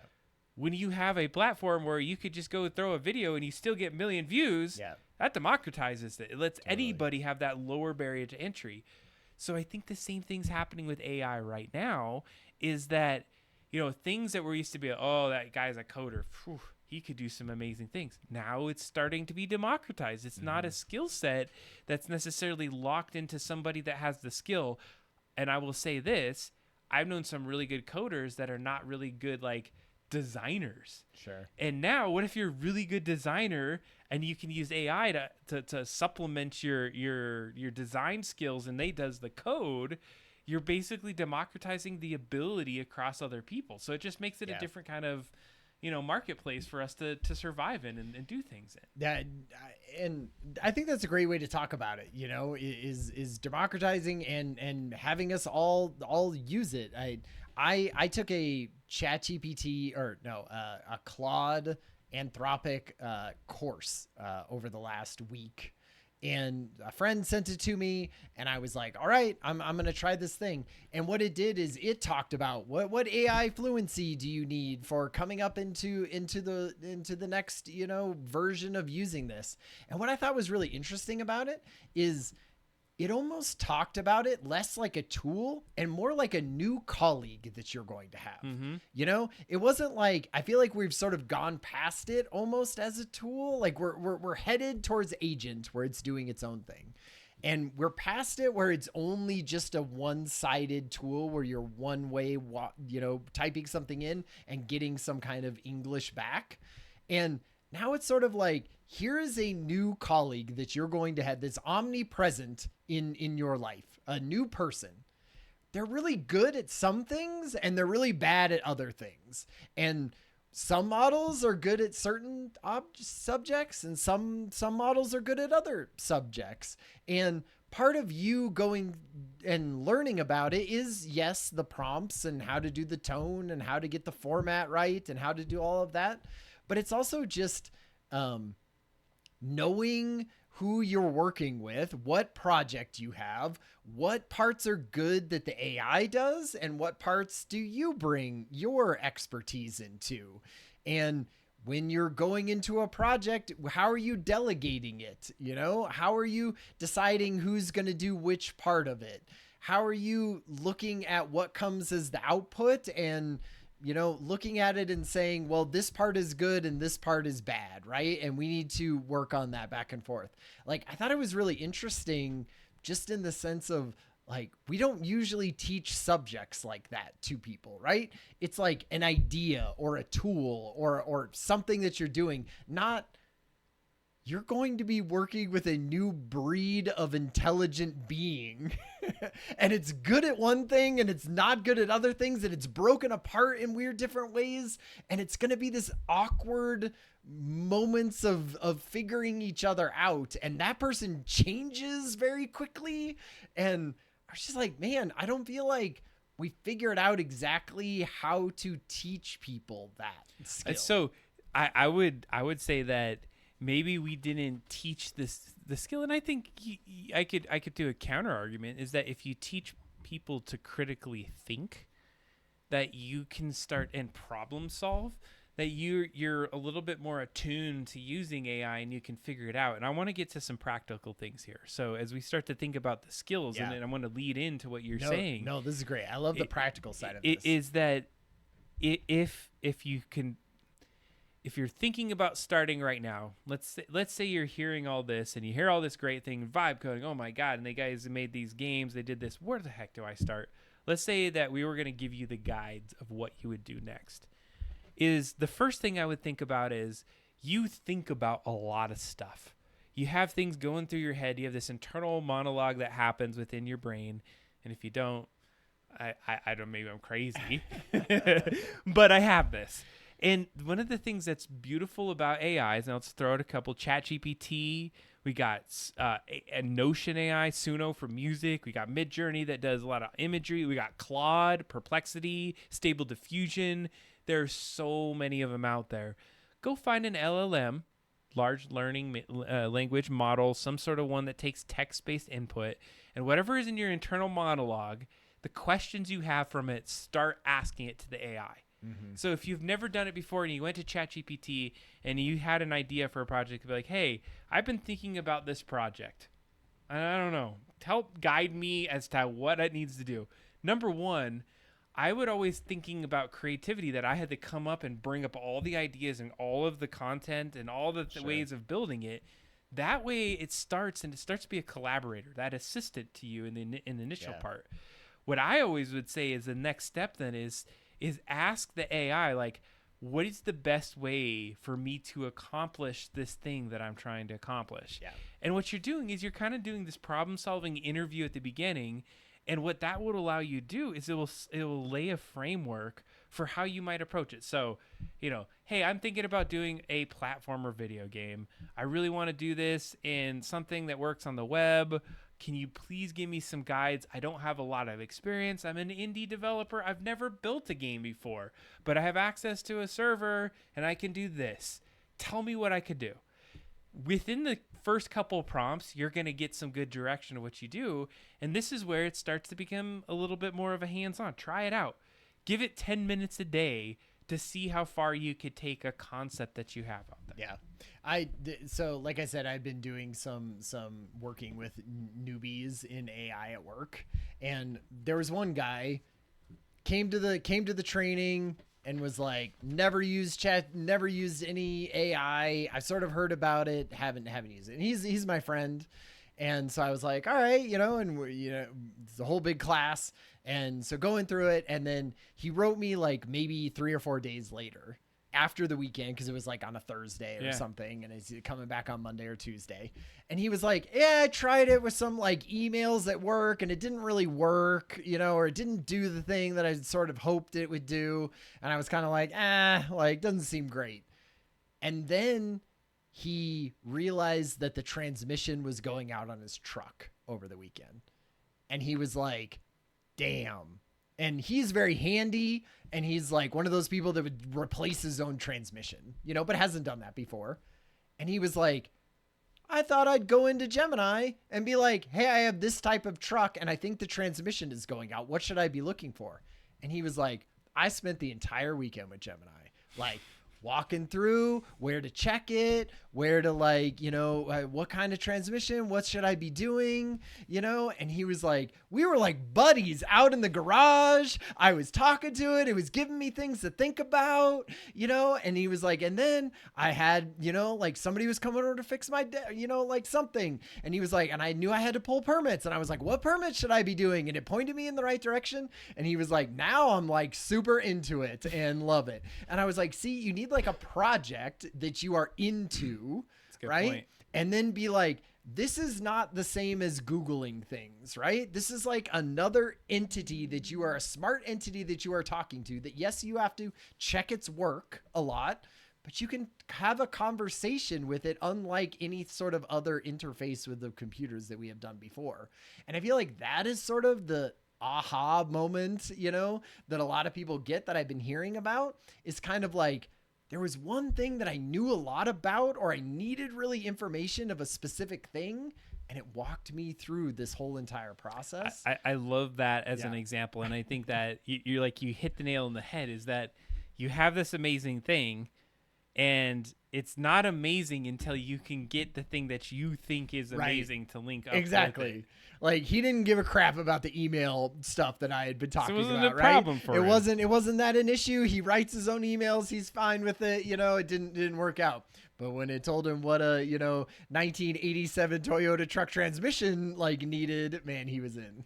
Well, and I think that's a good thing. And so it's like, I'm just curious. We've been using AI for years, but what's the Chad, if you're out, what is an AI tool that you've tried or helped you do some project that you might pull out there? I think your example is a really good one, is that you have to have kind of something that hooks you in. But then I think that opens the door to saying, okay, maybe I give the email a try again, or we do a little bit more with it. Totally. And this is where I think you start, is that LLMs is probably one, and I say LLM, but all of them are kind of language models in certain cases, or a lot of them are, the ones that we're using and talking about. Is if you start with those ones, it can give you kind of the instruction manual. And I find myself, as I use ChatGPT, for instance, and it gives me a bunch of instructions, sometimes I get stuck in old internet brain of being like, oh man, this is all written out right here and whatever.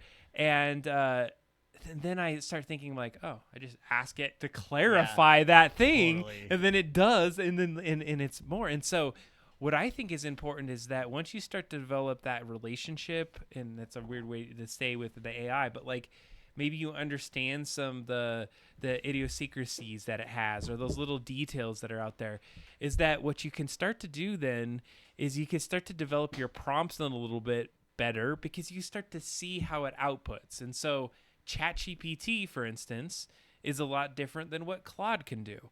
And so as you start to work with one or two of those instances, you might be able to figure out here's the constraints on this model. Here's something that I need to consider, because if I ask it to do this thing, it's always going to mess up. And as you start to find these tools that are going to move you forward in your projects, you're going to start learning little tips and tricks. And what I've found for myself is that I have little text files that I have prompts that were really successful. Things that might be paragraphs long, that I'm saying, this is what nailed that exact aesthetic I was looking for, that code base that I wanted to build out, or the things that are going to really help you out. So as you start to think about your own AI literacy, pick up an AI, give it time, maybe 10 minutes a day, start using some of the different things that it can do, and try to find a legitimate problem or something that you'd want to accomplish or build in your life, and start to use the AI to do that. So we had some practical tips, like go, if you're running a restaurant, go make it build your menu, or maybe make a menu for your house, have fun with it. You should really embrace some of those in earlier kind of things to see where it goes. What you'll find is, getting in the door, is going to open up a lot more doors as you start to get through some of the different pieces of AI. Honestly, I would suggest I really like the Claude Anthropic AI Fluency course. It's free. It's built into their website. You can use Claude to do it. And it is like very practical and hands-on in that it will say like, talk to Claude about a subject that you know a ton about, right? And see where it gets things right and see where it gets things wrong. Then try a subject that you don't know anything about and see how that sort of compares. Like, it does a great job of sort of walking you through different ways that you can interact with the software and just sort of do it, you know? So if you're starting at zero and you don't have anywhere to go, like, I feel like taking a little sort of normal class like about that would be a good place. I think that gets us in a really good spot right now, is that, you know, it sounds pretty dang easy. It's not like we told you to go and install some crazy program where it's like, if it's free, it's browser based. You go in and you prompt. And I would say, like, my experience is that I've always used Google like that before. And so it didn't feel foreign for me to write a lot of I used to put big questions and sentences in Google. Now I'm putting paragraphs and papers before I actually even submit the thing in there. So you'll start to learn as you start to go through this. As you think about that, it doesn't matter the industry you're in. There's some ability for you to get some insight, even if it's a place where, you know, you're a construction worker, let's say. Yeah. You might be asking it for ways that you could protect yourself with clothes, or ways that you could use a specific tool in a way that's less stressful on your body. Like, there are things that it can allow you to do. You could bring in an AR version of a Google Gemini and have it identify specific kinds of construction pieces on the things you're working. Like, there isn't a lot of constraint as to what you can use it for. I'm sure somebody will come up with something ridiculous. If you're a monk that is against technology, maybe that's not for you. You know, but like we said, it's like just like computers, right? I'm sure a ton of people didn't think miners were ever going to use computers, right? But they use it for modeling, they use it for accounting, they use it for payroll, they use it for a ton, how to sign up to get a job, like a million different ways that you need to use computers for something that you wouldn't think. And it's going to be the exact same thing with AI. So you may as well start using it now and sort of be ahead of the curve.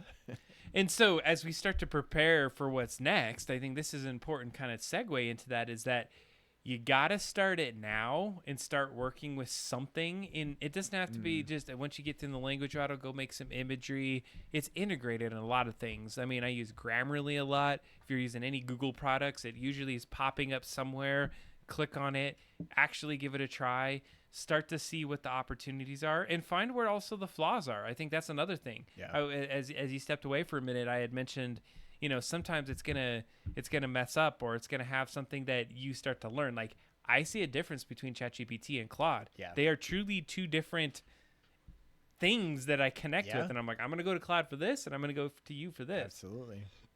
So as you think about the future, to prepare for it is really, you just need to prepare for it. You need to try things. You have to start understanding where it's at. I had a kind of a thought earlier, Ryan, is that I think we're in it and we're watching every incremental change, but there are milestones, moments. And so I think somebody could catch up if they're really far behind. It wouldn't take too far to catch up. No. I'm wondering, where's the point where it becomes really hard to catch up? And I don't know if there is a point, or if it gets so easy in the future that you just are like thinking of something and the app is there because it's connected to your brain synapses or something. But I do think right now is when the time when you're really going to have to do it, especially for the transition that we're going to have from like the normal job market and, you know, white collar work that we've thought about as being important and good and somewhat stable over the last 50 years, let's say, to what it is going to, since computers basically, is to what it is going to be in the future. I feel like if you want to sort of hang on in between and transition that well, then you got to, it's like that, this is just going to be part of it.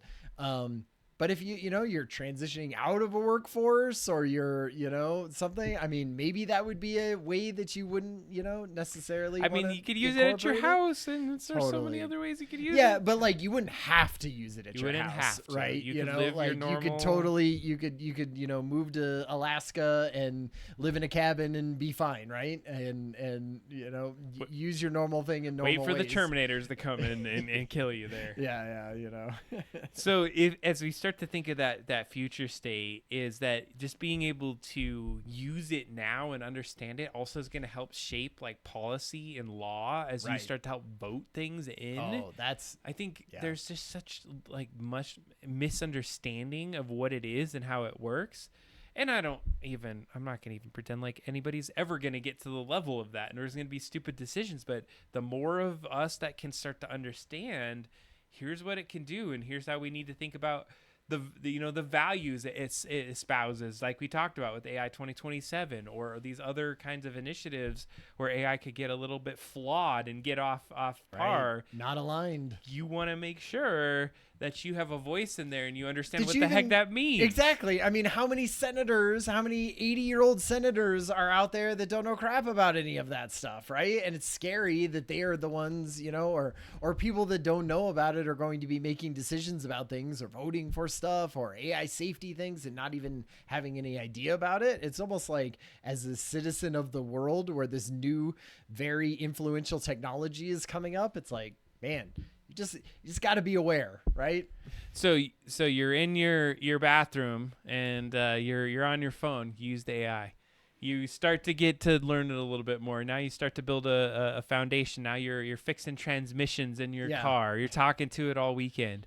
What's the next step after that? You have a little orb device, by the end of 2026 in your kitchen. 100 million of them you could talk to, and so you are a little bit more in that. You're also knowing like how to question the tools, like what is truly out there that might be having some bias or something, or here's a barrier. I'm hitting this hallucination.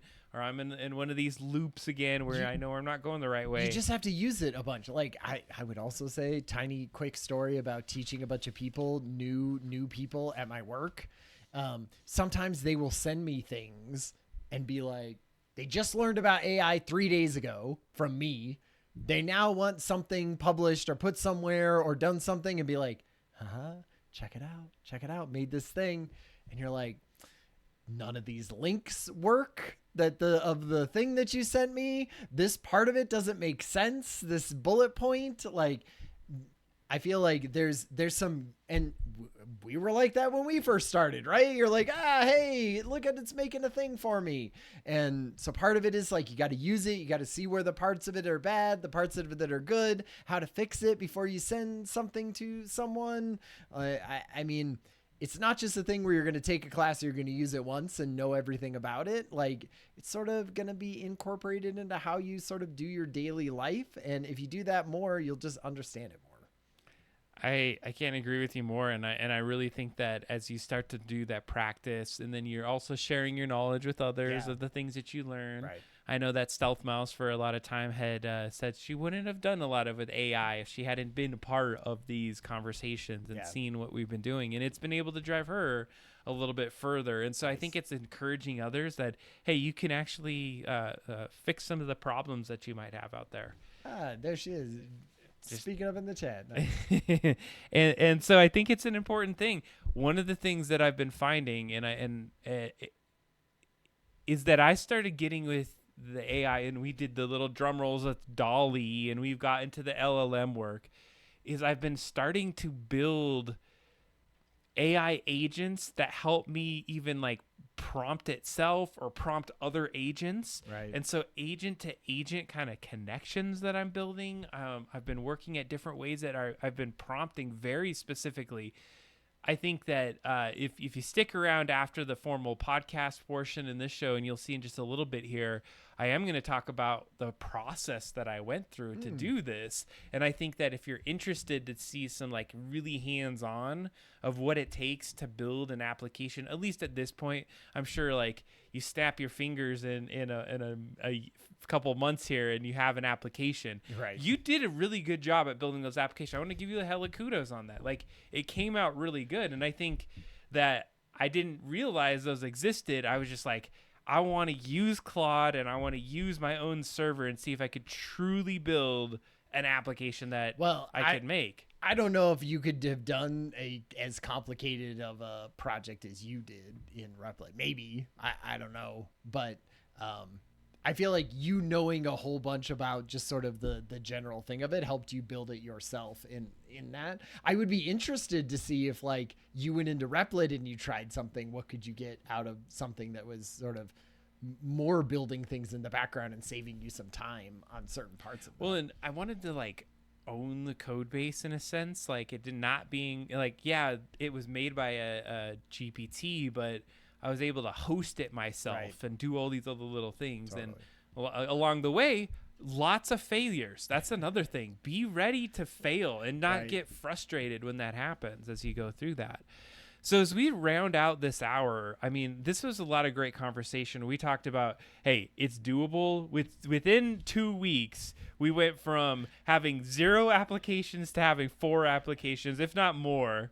And really only 1 week. You know, we sort of decided on this topic, you know, last Thursday.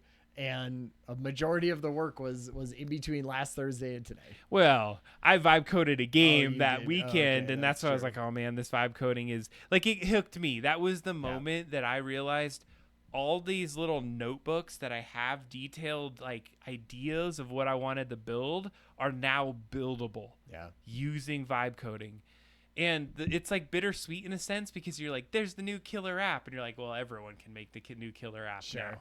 But okay, fine, I'm going to go use it. So it's custom everything. Like we talked about, it's custom everything, right? So you didn't have a very specific Trello app that you wanted and Trello wouldn't build it and you thought it in your head and you spent 30 hours and you built that thing for yourself and nobody else could have to have it, right? Same thing with 3D printing, same thing with TV, same thing with videos. It's going to be everything at some point. We're going to have no shared experiences. I know. We're going to have no shared software, no shared entertainment. Everything is going to be custom. Okay, let's pull this back into positive zone, Ryan.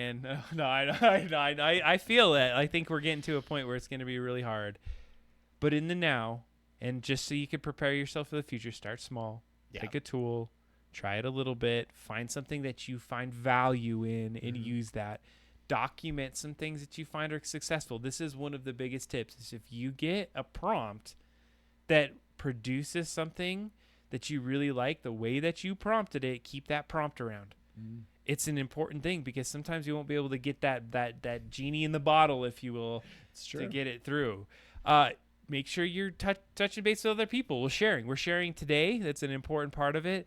And then just, I think keeping the human side of it is a big piece for me, is that you want to bring creativity into it. You want to bring the wonder. You want to bring that idea that, hey, there's something out there that I'm trying to create that's new. You're not just going in and just having it spit out something raw and cold and not putting any of yourself into it. Like, you do still your need expertise, the context that you want of the thing that you're building. That's what's cool about custom everything.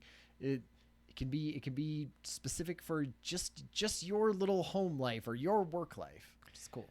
And in my case, of course, I'm more of a fanboy of AI because I'm a technology person. So I can completely put myself in another person's shoes and be a devil's advocate and be like, I'm not into tech. I want to maintain my humanity and my connections with others. And you should continue to do that. Just don't sleep on the fact that there's something out there that could probably improve your life so you could spend more time with the family and those that you're connected with. So my hot take on a wrap up is that AI isn't coming anymore. It is literally here. It is the time for you to take a step forward. If you're here with us, we suspect you've already done that. If you're listening on the podcast, once you're stopping your drive or wherever you're at and you get in front of something, go and start leveraging an AI, start using it to build something of your dreams and see where it can take you. I think that you have a lot of opportunity here, and you don't want to squander that. Figure out some other things. You don't need to just kind of brain rot on a little game on your phone. Give yourself 5 minutes to go over and try something else. No, I think that's perfect. I think that's perfect wrap up. That's exactly what I would say is just try it out, see how it works. Let's build this new crazy world of AI together. So thanks for watching today's show and listening on the podcast. We're going to transition now over into some new work, but we really appreciate you hanging out with us tonight and be able to have this conversation. It was a great conversation, really poignant in my life, and did a lot for me to try new things and learn new stuff. Thank you, Adam. Absolutely. Well, did you want to transition into the other room? I was realizing that I probably have to show some of the app stuff out here because it's all saved on this computer. Oh, sure. Can you switch from stuff into here? Like I could go in and show Ryan Japanese is stuff. going to show off some stuff. So I think just to give us a little bit of a transition here, let me get you set up in this other room. Okay. Is Ryan why don't you get us up? Like we do this real quick. Like basically my friend went to Japan and they spent a couple weeks there, and I've always wanted to visit Japan. Anytime I have a friend or a colleague that goes to Japan, I usually give them a little bit of money and I say, go buy some weird thing from Japan, right? Like when you see something weird in Japan and you have $30 on you, just buy that for me and bring it home. And usually it's like a fun little game that people play of like, oh, what weird thing can I buy for Ryan? And so my friend Sarah went to Japan this spring. She came back. She has those fun little things that she brought, and I'm gonna show off a couple of them and open one of them on stream. All right, Ryan, we are in a 20. Wait, okay. Ads are off. You can come over here. Ryan is going to show us off what Nintendo. What is this, Ryan? Man, so my friend sent me this bag or gave me this bag over coffee, as she explained, and she went to the Nintendo store in Osaka, and she also bought some other things inside of Japan, but this is the bag that I got. Let's look.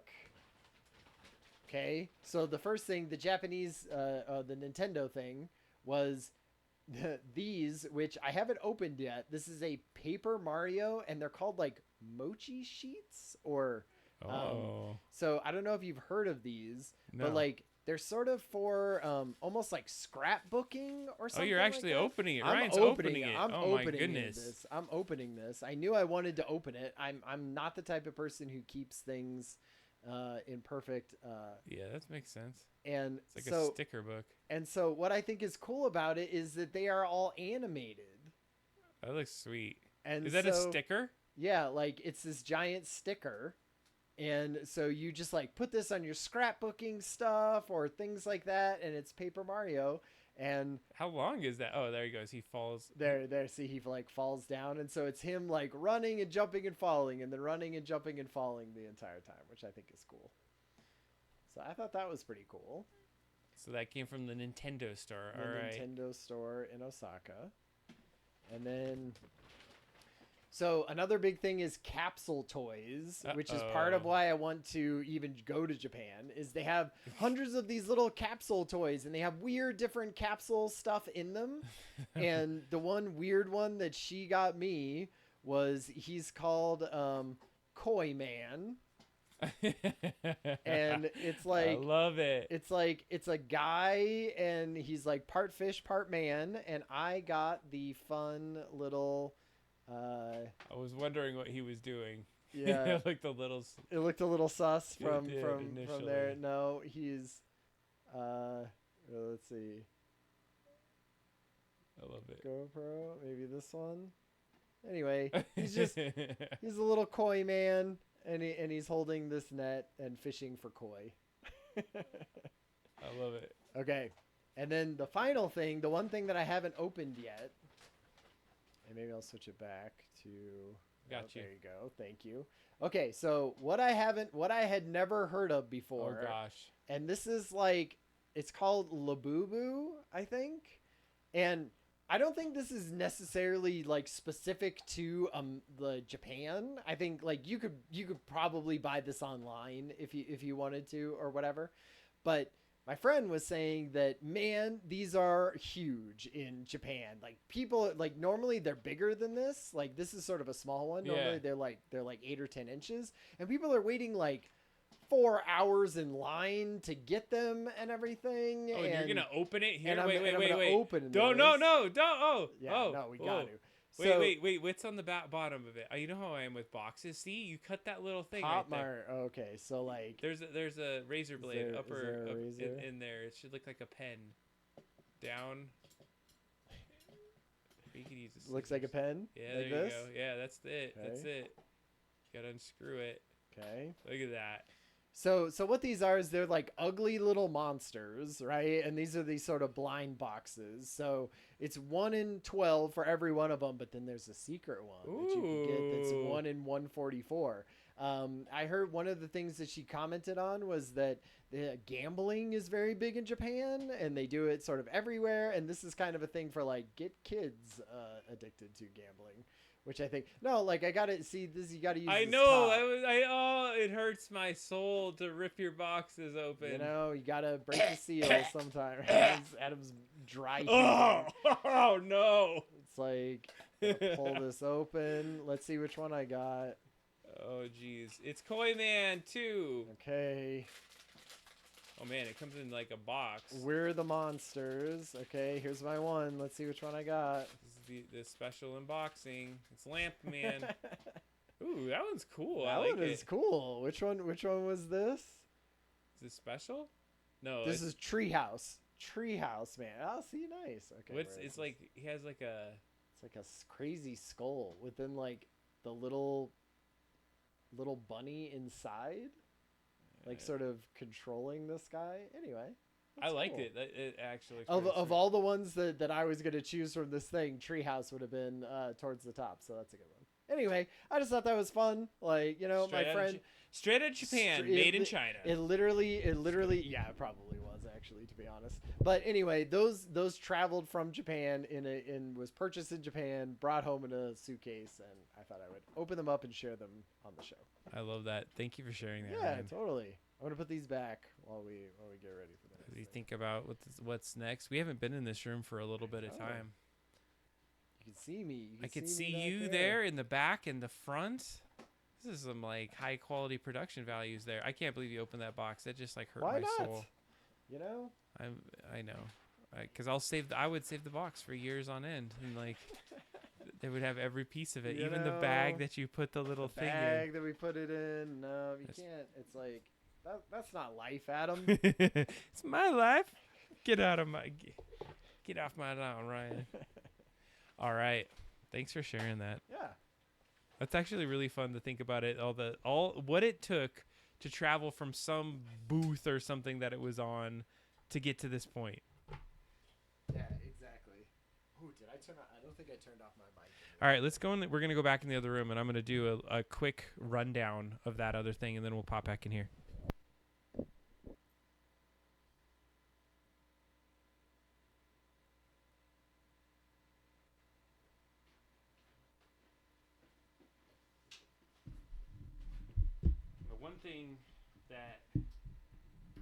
The one thing that I need to get is like a good transition between rooms. We need like a little video to play, like some music. Do do do do do do. Traveling music. The traveling music as we get into this. All right. I wanted to share with you, Ryan, and I was really excited about my learning journey that I took. So, I mean, it was a good podcast tonight. I think we had some really good insights. Yeah. And of course, we can't get into the nitty-gritty details Sure. of how this works. So what I wanted to show you is just like how I approach this and just get your 2 cents. Yeah. Yeah, because I feel like it was, I mean, if you spent 30 hours on it, it must have been a very in-depth process. So it's going to be a little interesting. I'm going to share my screen just so you can kind of walk through with me on this. Before we start, how did you like using Claude?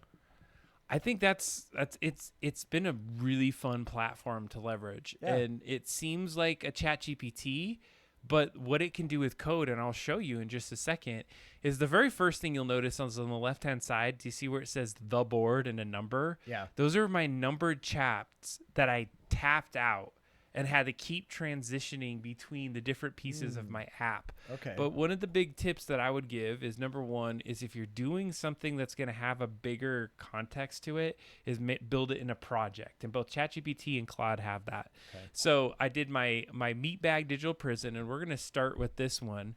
And so it took about 21 different chats to get to the current version of what I had. Okay. But you'll notice that I would load files over in this right-hand side knowledge. I would delete them every time I changed over to a new chat. I would say reference those. I had a very specific prompt that talked about, like, you're a lead AI developer for Meatbag Digital Prison. Nice. And I went through, and each time I would restart the thing, I would re-say, here are all the files that are a part of this app. Here's what our goal is that we're trying to accomplish. Here are ways that you would implement it. Security first. Make sure you do that. Here's some behaviors that I'm using in the classes. And so I learned this prompt as I built the game. Like, I would change it iteratively. Right. And then always at the end, one of the things that I found, it was like, it kept trying to build the code. And then it would be like, oh, we'll build those 4 files. And it would build one. And then halfway through the first one, it was like, oh, we ran out of space. Like, do you want us to continue? After it would build a couple files. And so what I said is, after every file, stop, ask me if I want to do it again. Then I'll tell you to do it. And it stopped it from, like, running out of space to build some of the code in the files. Okay. So I was basically saying, we are working on a multiple file project. We're running out of processing. Just give me what I need as I go through it.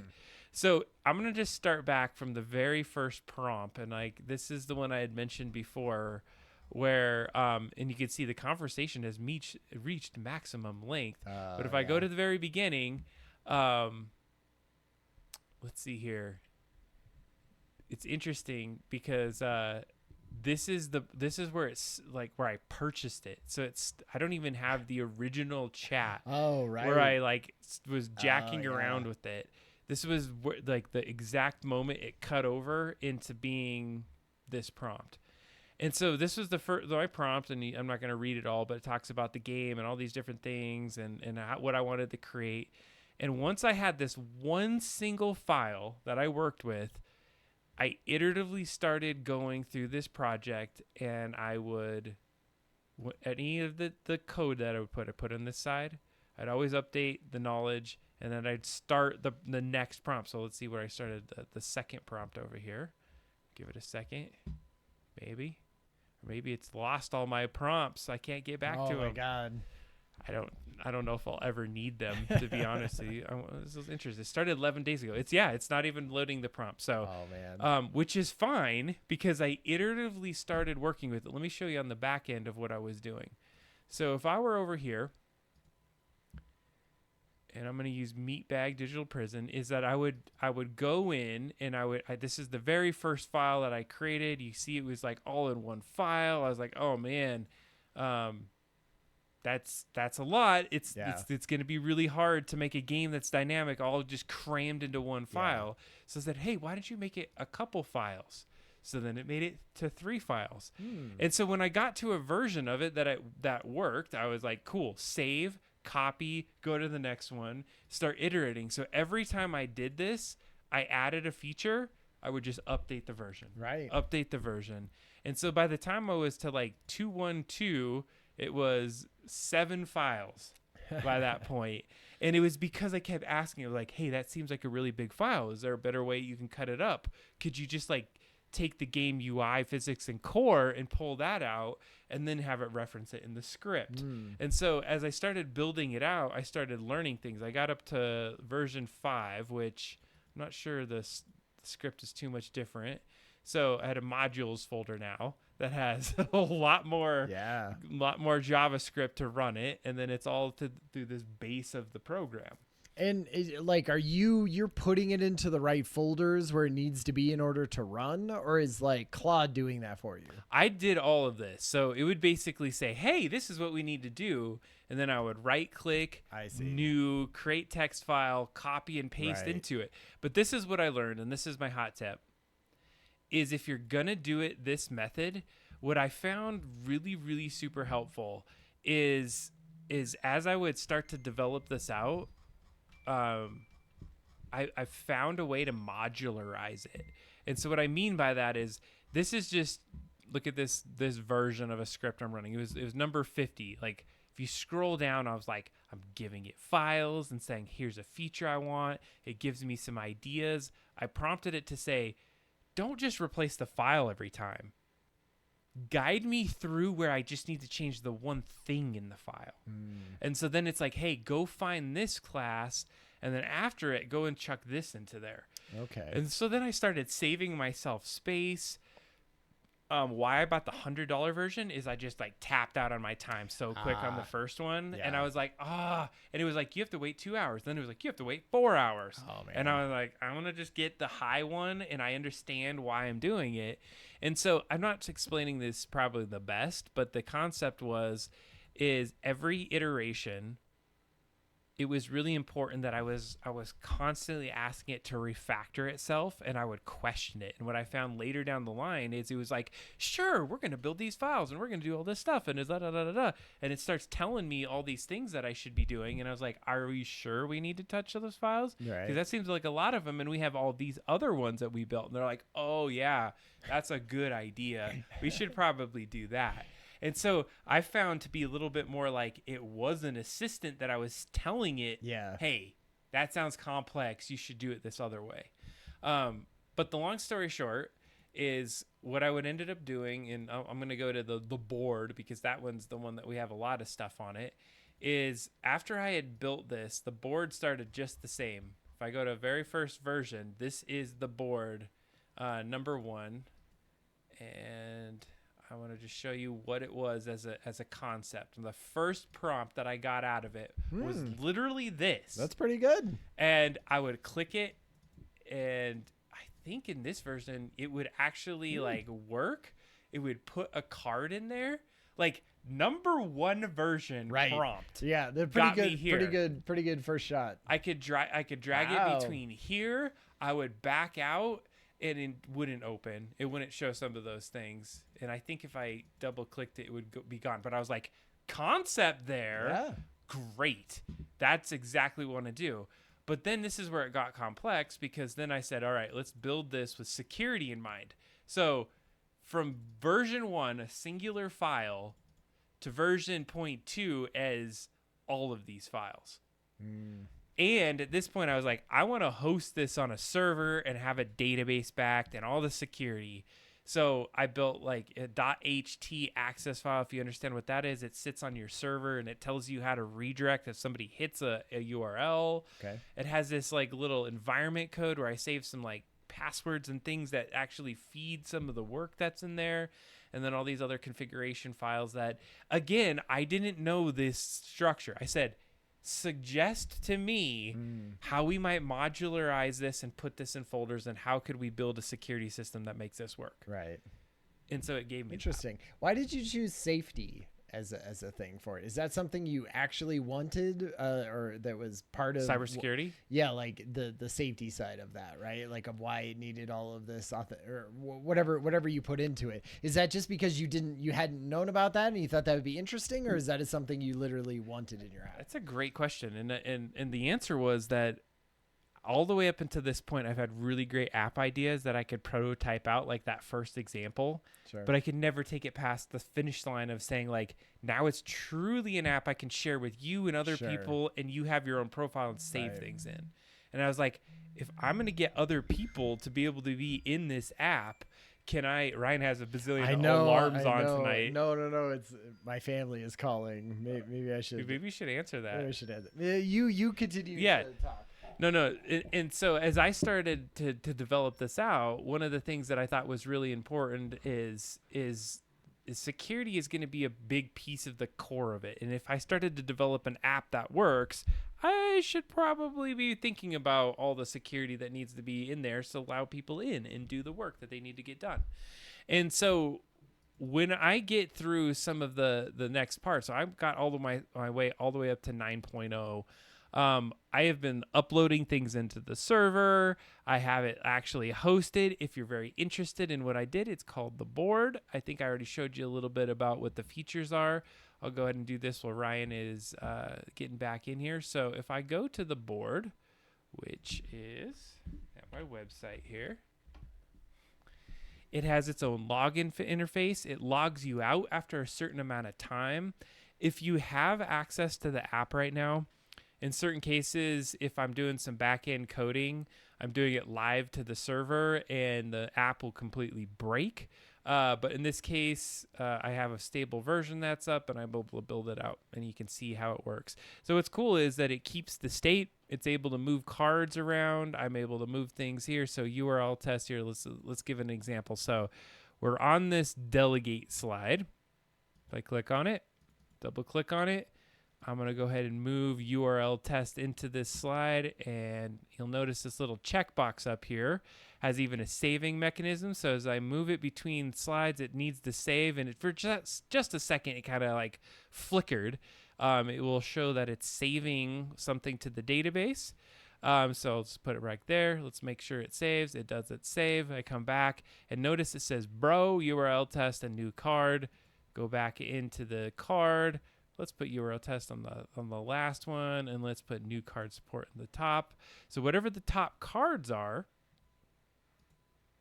will be the top cards that show up on this front page. That was a feature that I wanted for it to do. And so I think one of the interesting things about this is that you're able to think something into existence, and now we're able to make it happen. You doing all good? Yeah, all good. All right, so I was just explaining to everyone like how the app works and why I wanted the security, because I thought it was really cool that anybody could then start to leverage the app. I think it can only have probably around 10 users before I'd mess up my shared hosting account. But the reason this was different than Trello, and I didn't know if you noticed this, is that did you see these 3 lines at the top? Yeah, I did. I didn't know exactly what it was doing because I hadn't filled it out as much as this one. So what it's showing is these are the 3 swim lanes.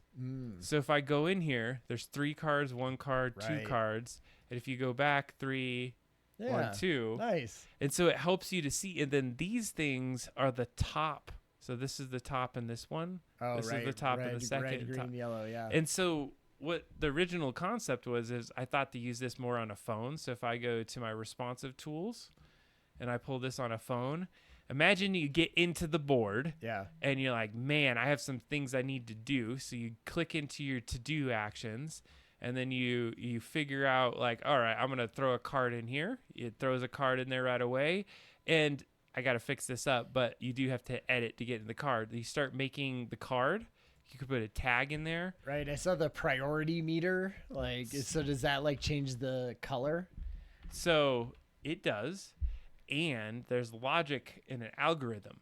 And this is, and I'm probably giving the secret sauce of my app away, but because I'm recording it, it's copyrighted, I guess, is that the priority meter you set initially. So if you say high priority and I scroll down and hit save changes, what you're going to notice is I called it Adam and I put the word tag in. There's a tag, there's my tag. Nice. But what that's saying is, and let me make sure I can drag it up, is that number 1, it's red, high priority. Yeah.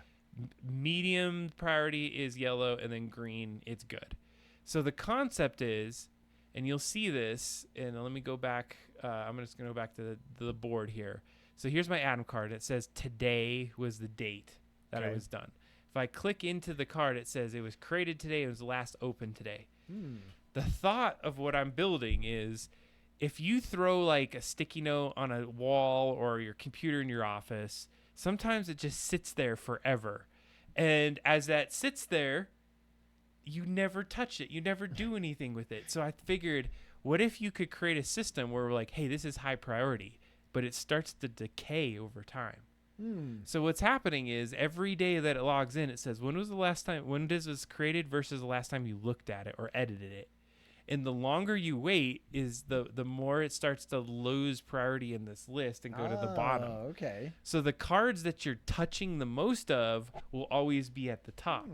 Okay. And it's based off of your interaction with them. If you're like updating a card, you're like, it's clearly Right, there's some exactly. challenges that you're needing to do on that. And so that was the point. And so then I wanted whatever the top card was to be on the top board, right, to allow it's you like, to do that. It's bubbling up to the surface, the most important or things that you're, well, I guess like sort of a sort by last used or something.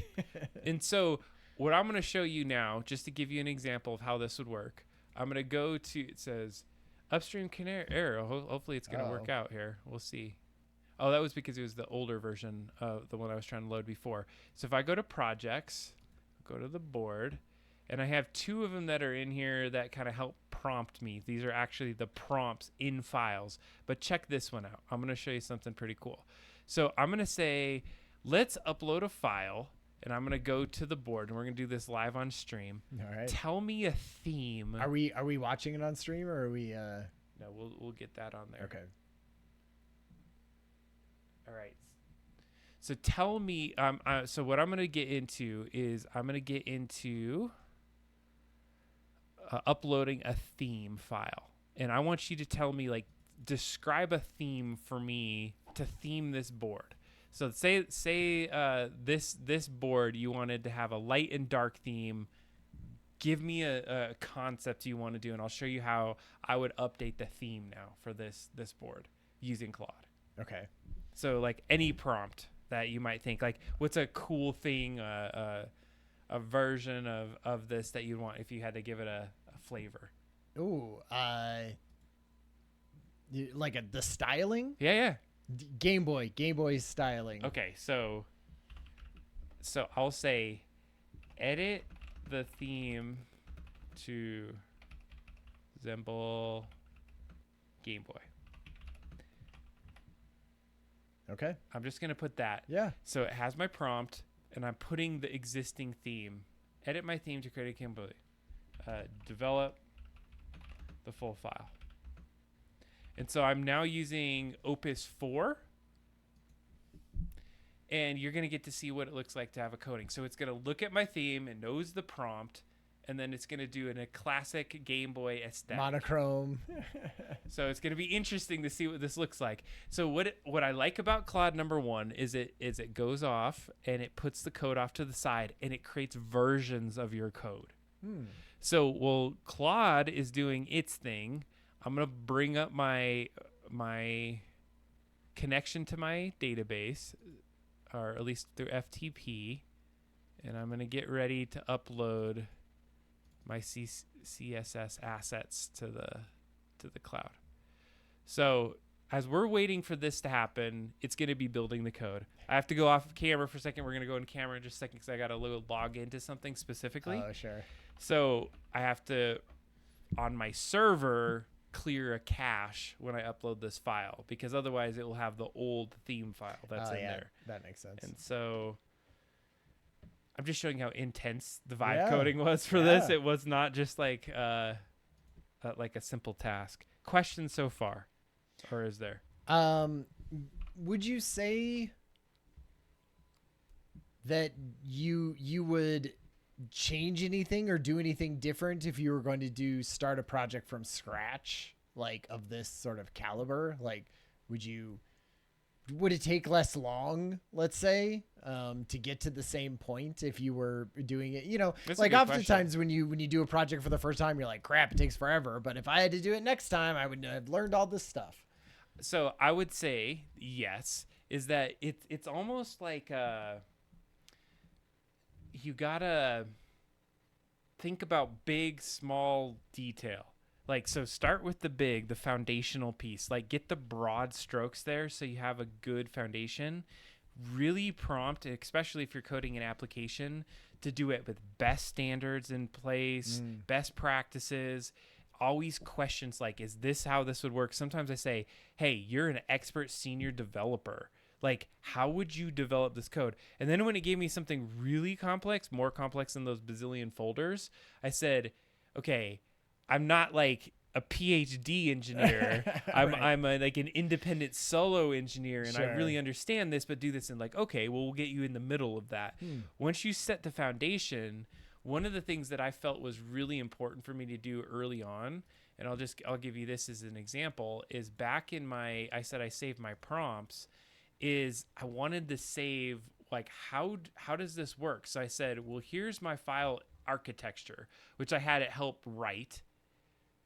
And then I load the architecture into the application. So I say, tell me what file and where. Here are the files that make the application. So it has existence, like it knows what's part of it. Like I didn't come up with this infrastructure. Right, sure. Like it helped me get to this level. Yeah. And that was just me going back and forth.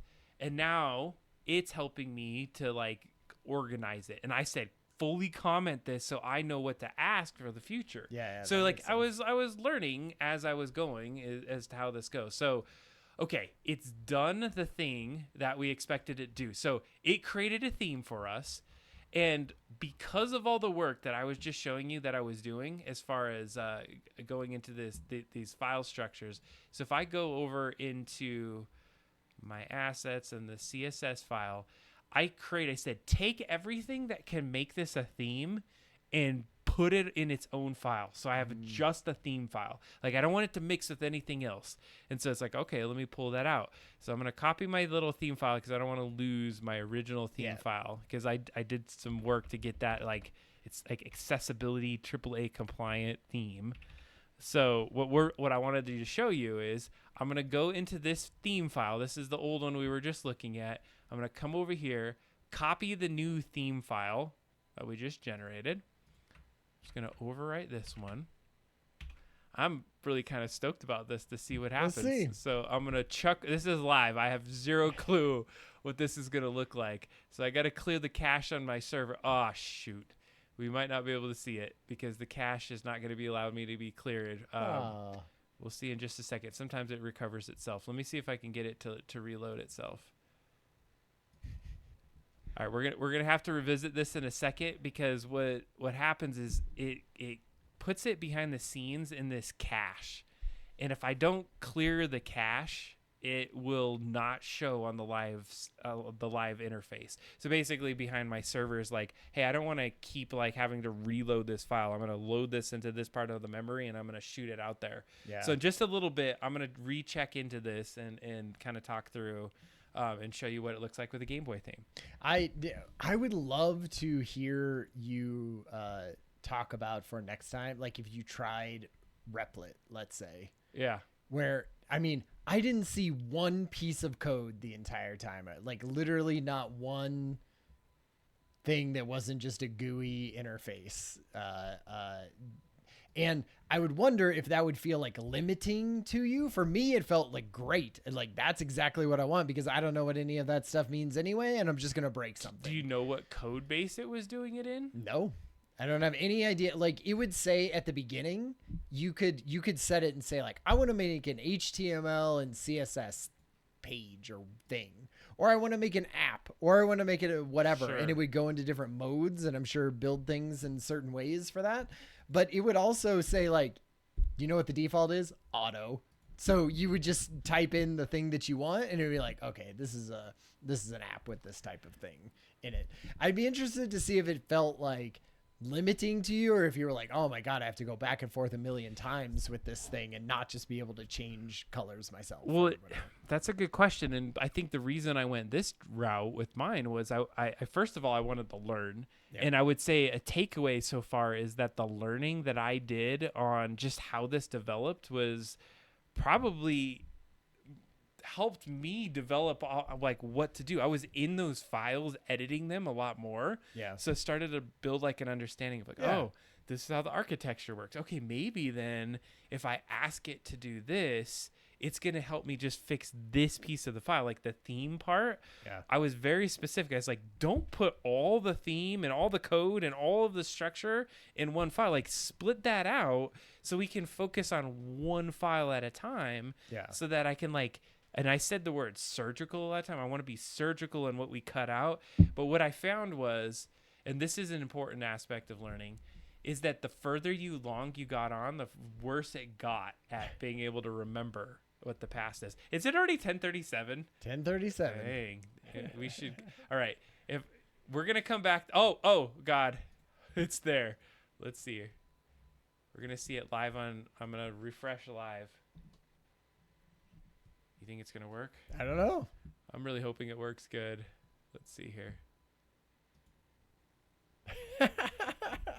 Game Boy Nice. theme. Oh my God, I want to see what the light theme. Oh, there is no light theme. It's like it's both ways. Couldn't do it. Hey, That you know? so is badass. Nice. Oh my God, that looks good, Ryan.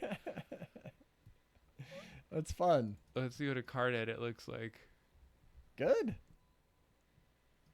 I mean, I don't know if that's going to pass accessibility contrast standards, That looks but you know, so cool. Does And those look are the good. Game Boy colors. Right. But do you see how modular, like, I was spitting out all these themes. Like, I was like, do a cyberpunk with Yeah. glowing neon. Right. And it looked amazing. yeah. So just to show you how quickly Yeah. you're able to do something once you, Totally. so to get back to the point, why did I show all this? And is that it is very iterative. I learned there was probably times where I spent 3 hours and I could not get the site to reload. And I was like, go back to checkpoint Yep. and start again and start my prompting and know where you're going to fall off the horse.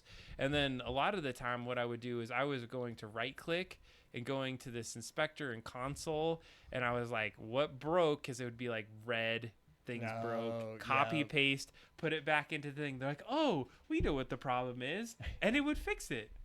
That's great. I feel like coding lends itself very nicely to large language models in this way. So we have 20 minutes left. Yeah. Should we go and listen to the song? I think we got to listen to the song. We got to for listen to the sure. song tonight. We got a new game. Perfect transition. Make a Game Boy theme. Like, I really Yeah. like that Game Boy theme. It looks good.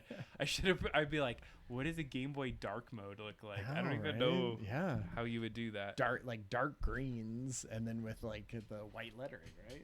All right, we're going to go and, I unplugged you. Turn off your mic.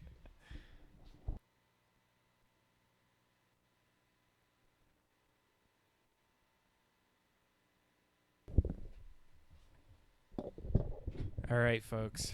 Here we are, back into the room.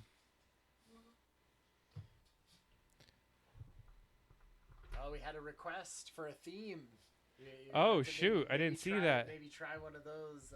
A Lisa Frank theme. I will definitely do that. That's a Yeah. great one. All right, let's see what we got going here. Actually, I should do that. Is it too proprietary?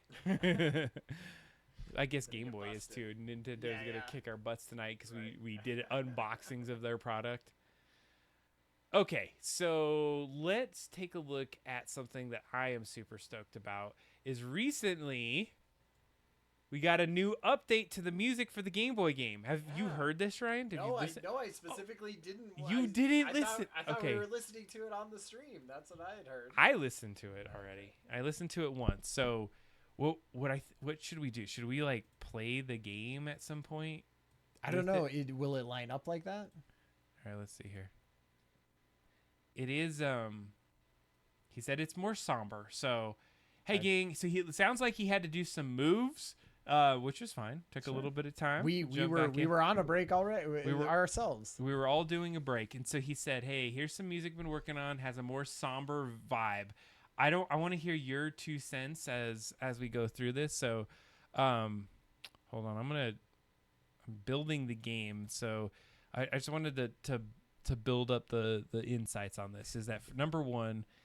We have a guy that's been working with us on the game itself, and so this has been a really fun experience to be able to collaborate across time and space to be able to get somebody that's building music that is amazing. And I think this is going to change the game itself. I got to be honest with you on it.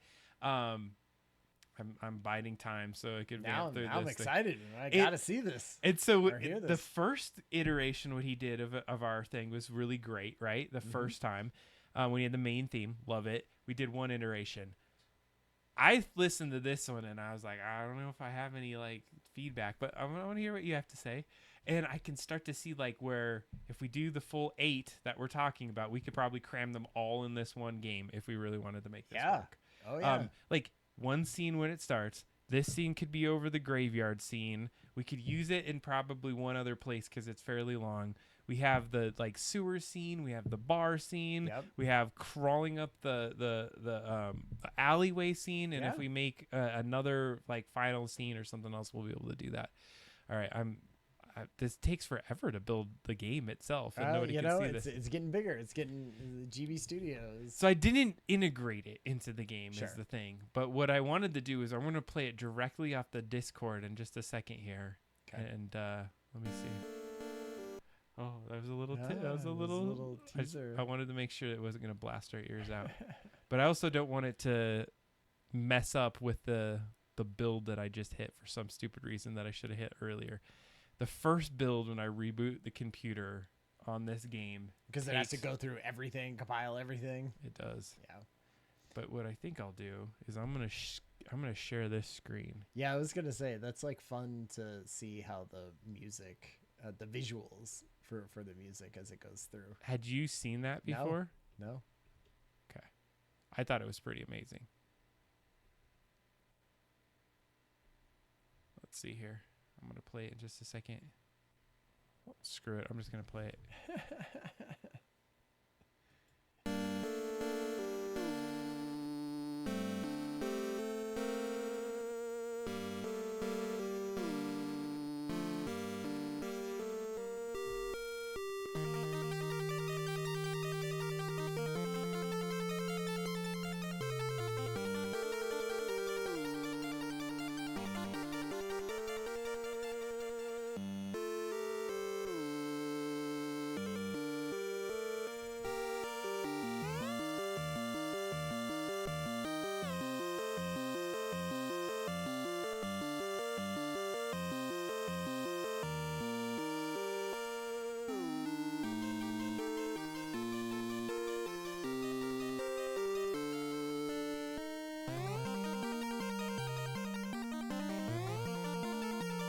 Yeah. It's good. It's good.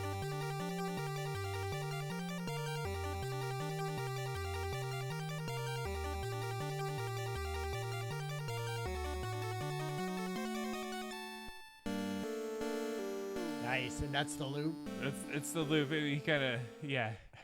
That was really good. What I feel like it. I really like it. It feels like mysterious, Yeah, right? yeah. Like it has, like I could totally see the vibe of like you could be going through the sewer, right? You could be learning about something. You could be uncovering something from the attic or whatever. It feels like mysterious.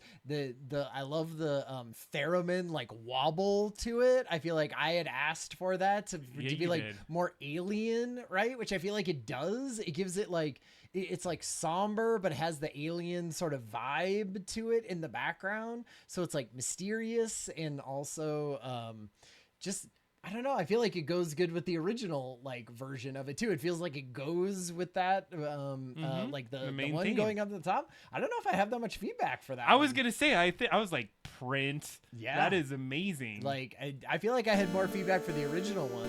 Like, but now that we're sort of like in the zone of it. Like, absolutely, I can see this the pacing is where good. they're like coming in the morning or everything, or like the funeral, like you said. Yeah, you start with Like, the funeral. Yeah. And then I don't know how much we can like break things up and do things inside of it to like have certain parts. I hit think at we certain just ask times. him. Yeah, like, yeah, I don't know how it works with like dynamic things happening though, like not in just cutscenes.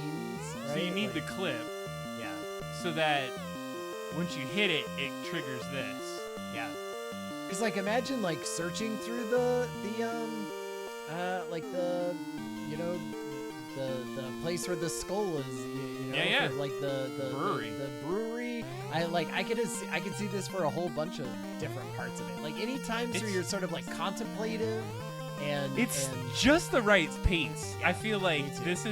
it doesn't like make you want to be running. right, exactly. Very It's- exploratory. Yeah, like in Mysterious, right? With that like wobble of alien in the background.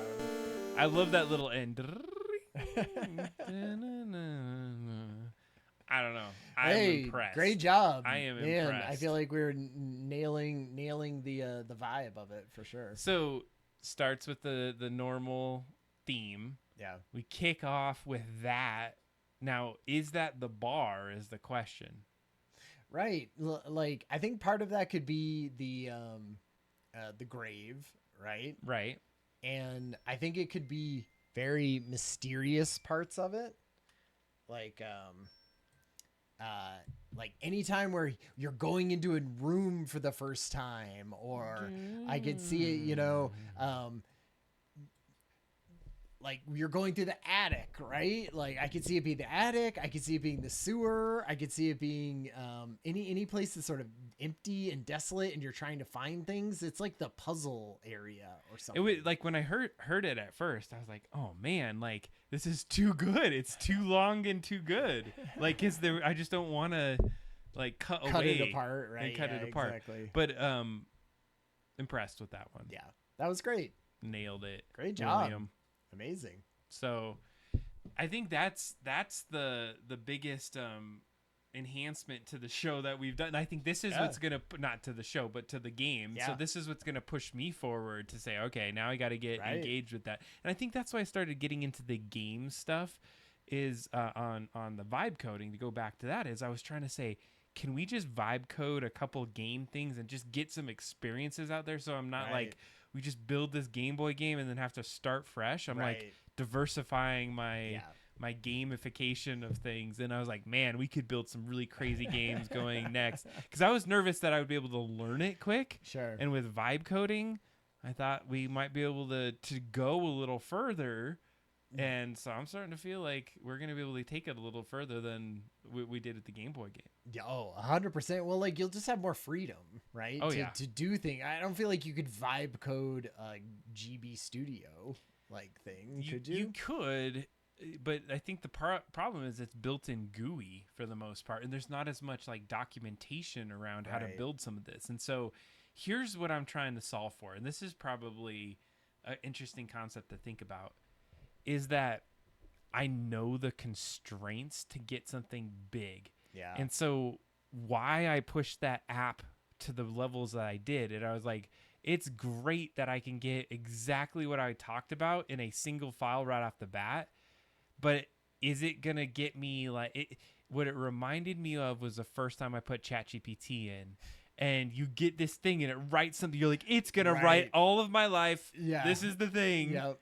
And then you start realizing, oh, everything it said was really bad and it's not good grammar. And so I did the same thing with vibe coding. I was like, great, it did the thing. Oh, wait, it's just a lame like prototype. That's the easiest part of this. The hard part is to build it longer term. Yeah. So whatever we do is vibe coding a game, we're going to have to say, like, this is broken apart in these million pieces, and these are the little chunks, and this is how we're going to have to navigate it. Do you think it would be more like you would have it on a platform like, you know, what we were talking about, Godot or something like that? You would have it on there. Yeah. And then you would be like, this part isn't working or something. Or I want to add a new thing where he blows up into a bunch of different, you know, particles or whatever. And I'm not figuring it out. Do you think you would be like taking pieces of that and being like, we're doing it in Godot. It's on this language. Here's the thing that we're trying to do. Can you make that so that it blows up, you know, or doesn't? Or is it like too complex to think about it in like taking out little pieces and going into something like Claude or something like Replit and being like, okay, fix this part of it and then bring it back out to my proprietary software? You're I think you're hitting on one of the things that I was trying to overcome, is that if you don't build the foundation and so I call it modularity in this case. I said, I need you to build a system to where once we get the core of the system working, like the board opens up or this thing does this thing. Once we get there, make it so that any new feature I add, it's like a bolt-on, and we don't have to refactor everything that's going on in the first area. Because this has been one of the biggest challenges that we've had, is that if you have to refactor the entire code, and one of the biggest ones was I kept having to say, here is this app.js code, but also here's this other .js code. And it would be like, oh, you want that feature? We have to update 5 files now. And then I was like, crap. And then like updating 5 files isn't always going to work. And then it would bork. And then I was like, do we need 5 files for this? And they're like, Right. actually, no. If you just built this file this way, you could then just create new features and load them into the file dynamically. And that way, if you do a future update, you would be able to just say, okay, I want to have the guy explode. We're going to make that guy explode animation feature and then build that into it. And so what I was going to get at is if you think about from the very beginning what your architecture is, then when you go back and use Claude, just like the theme file that you just saw, like at first that was all in this one main. I was like, take everything that makes the theme, pull it out and put its own file, because I wanted to be able to prompt it and say, cool, make a Game Boy thing, or at least a Frank version, and be able to send it out. So with the game, the answer, long answer now going to short, is yes. I think you could do that if we build it from the good base. And I imagine that's what sort of Godot helps you do, right? Is like, they're kind of like, here's the base architecture for game making. Right. And so in some ways it's like, that's nice. It kind of helps you start so you're at a good, solid, normal place that like maybe even Claude sort of knows about a little. Well, and then 100%. So you would be like, hey, we're building this in Godot. Here's the basic format of what we're creating. Now, the difference is that all the stuff I made so far, they're getting rendered through the application, whereas we'd have to make art and little things and then put it in there. But just not to give you a run for your money, is to definitely to be able to go into I'm trying to think here what the right words are. If we go into Godot, you might be able to create all of your different animations and your running kind of things in an application. I made a full-on sprint that allowed me to do some of the work. It was pretty amazing to be able to do the art side, now the code side, and we're able to do it in 2 weeks. Yeah. Do you want to play or now that this is loaded? I would load this and then let's see how this works. Yeah. And then oh shoot. Let's put it on auxiliary.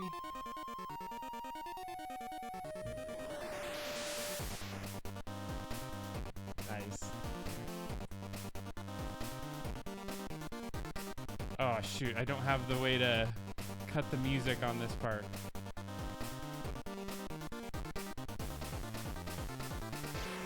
So it's not gonna work.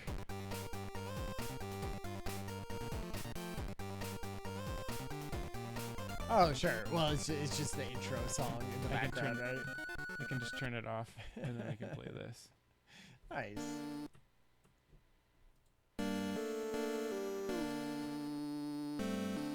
Right? Because it sounds somber, like this is the day after the wake. You know, like I could see this being the tavern music. I mean, if we had to, right?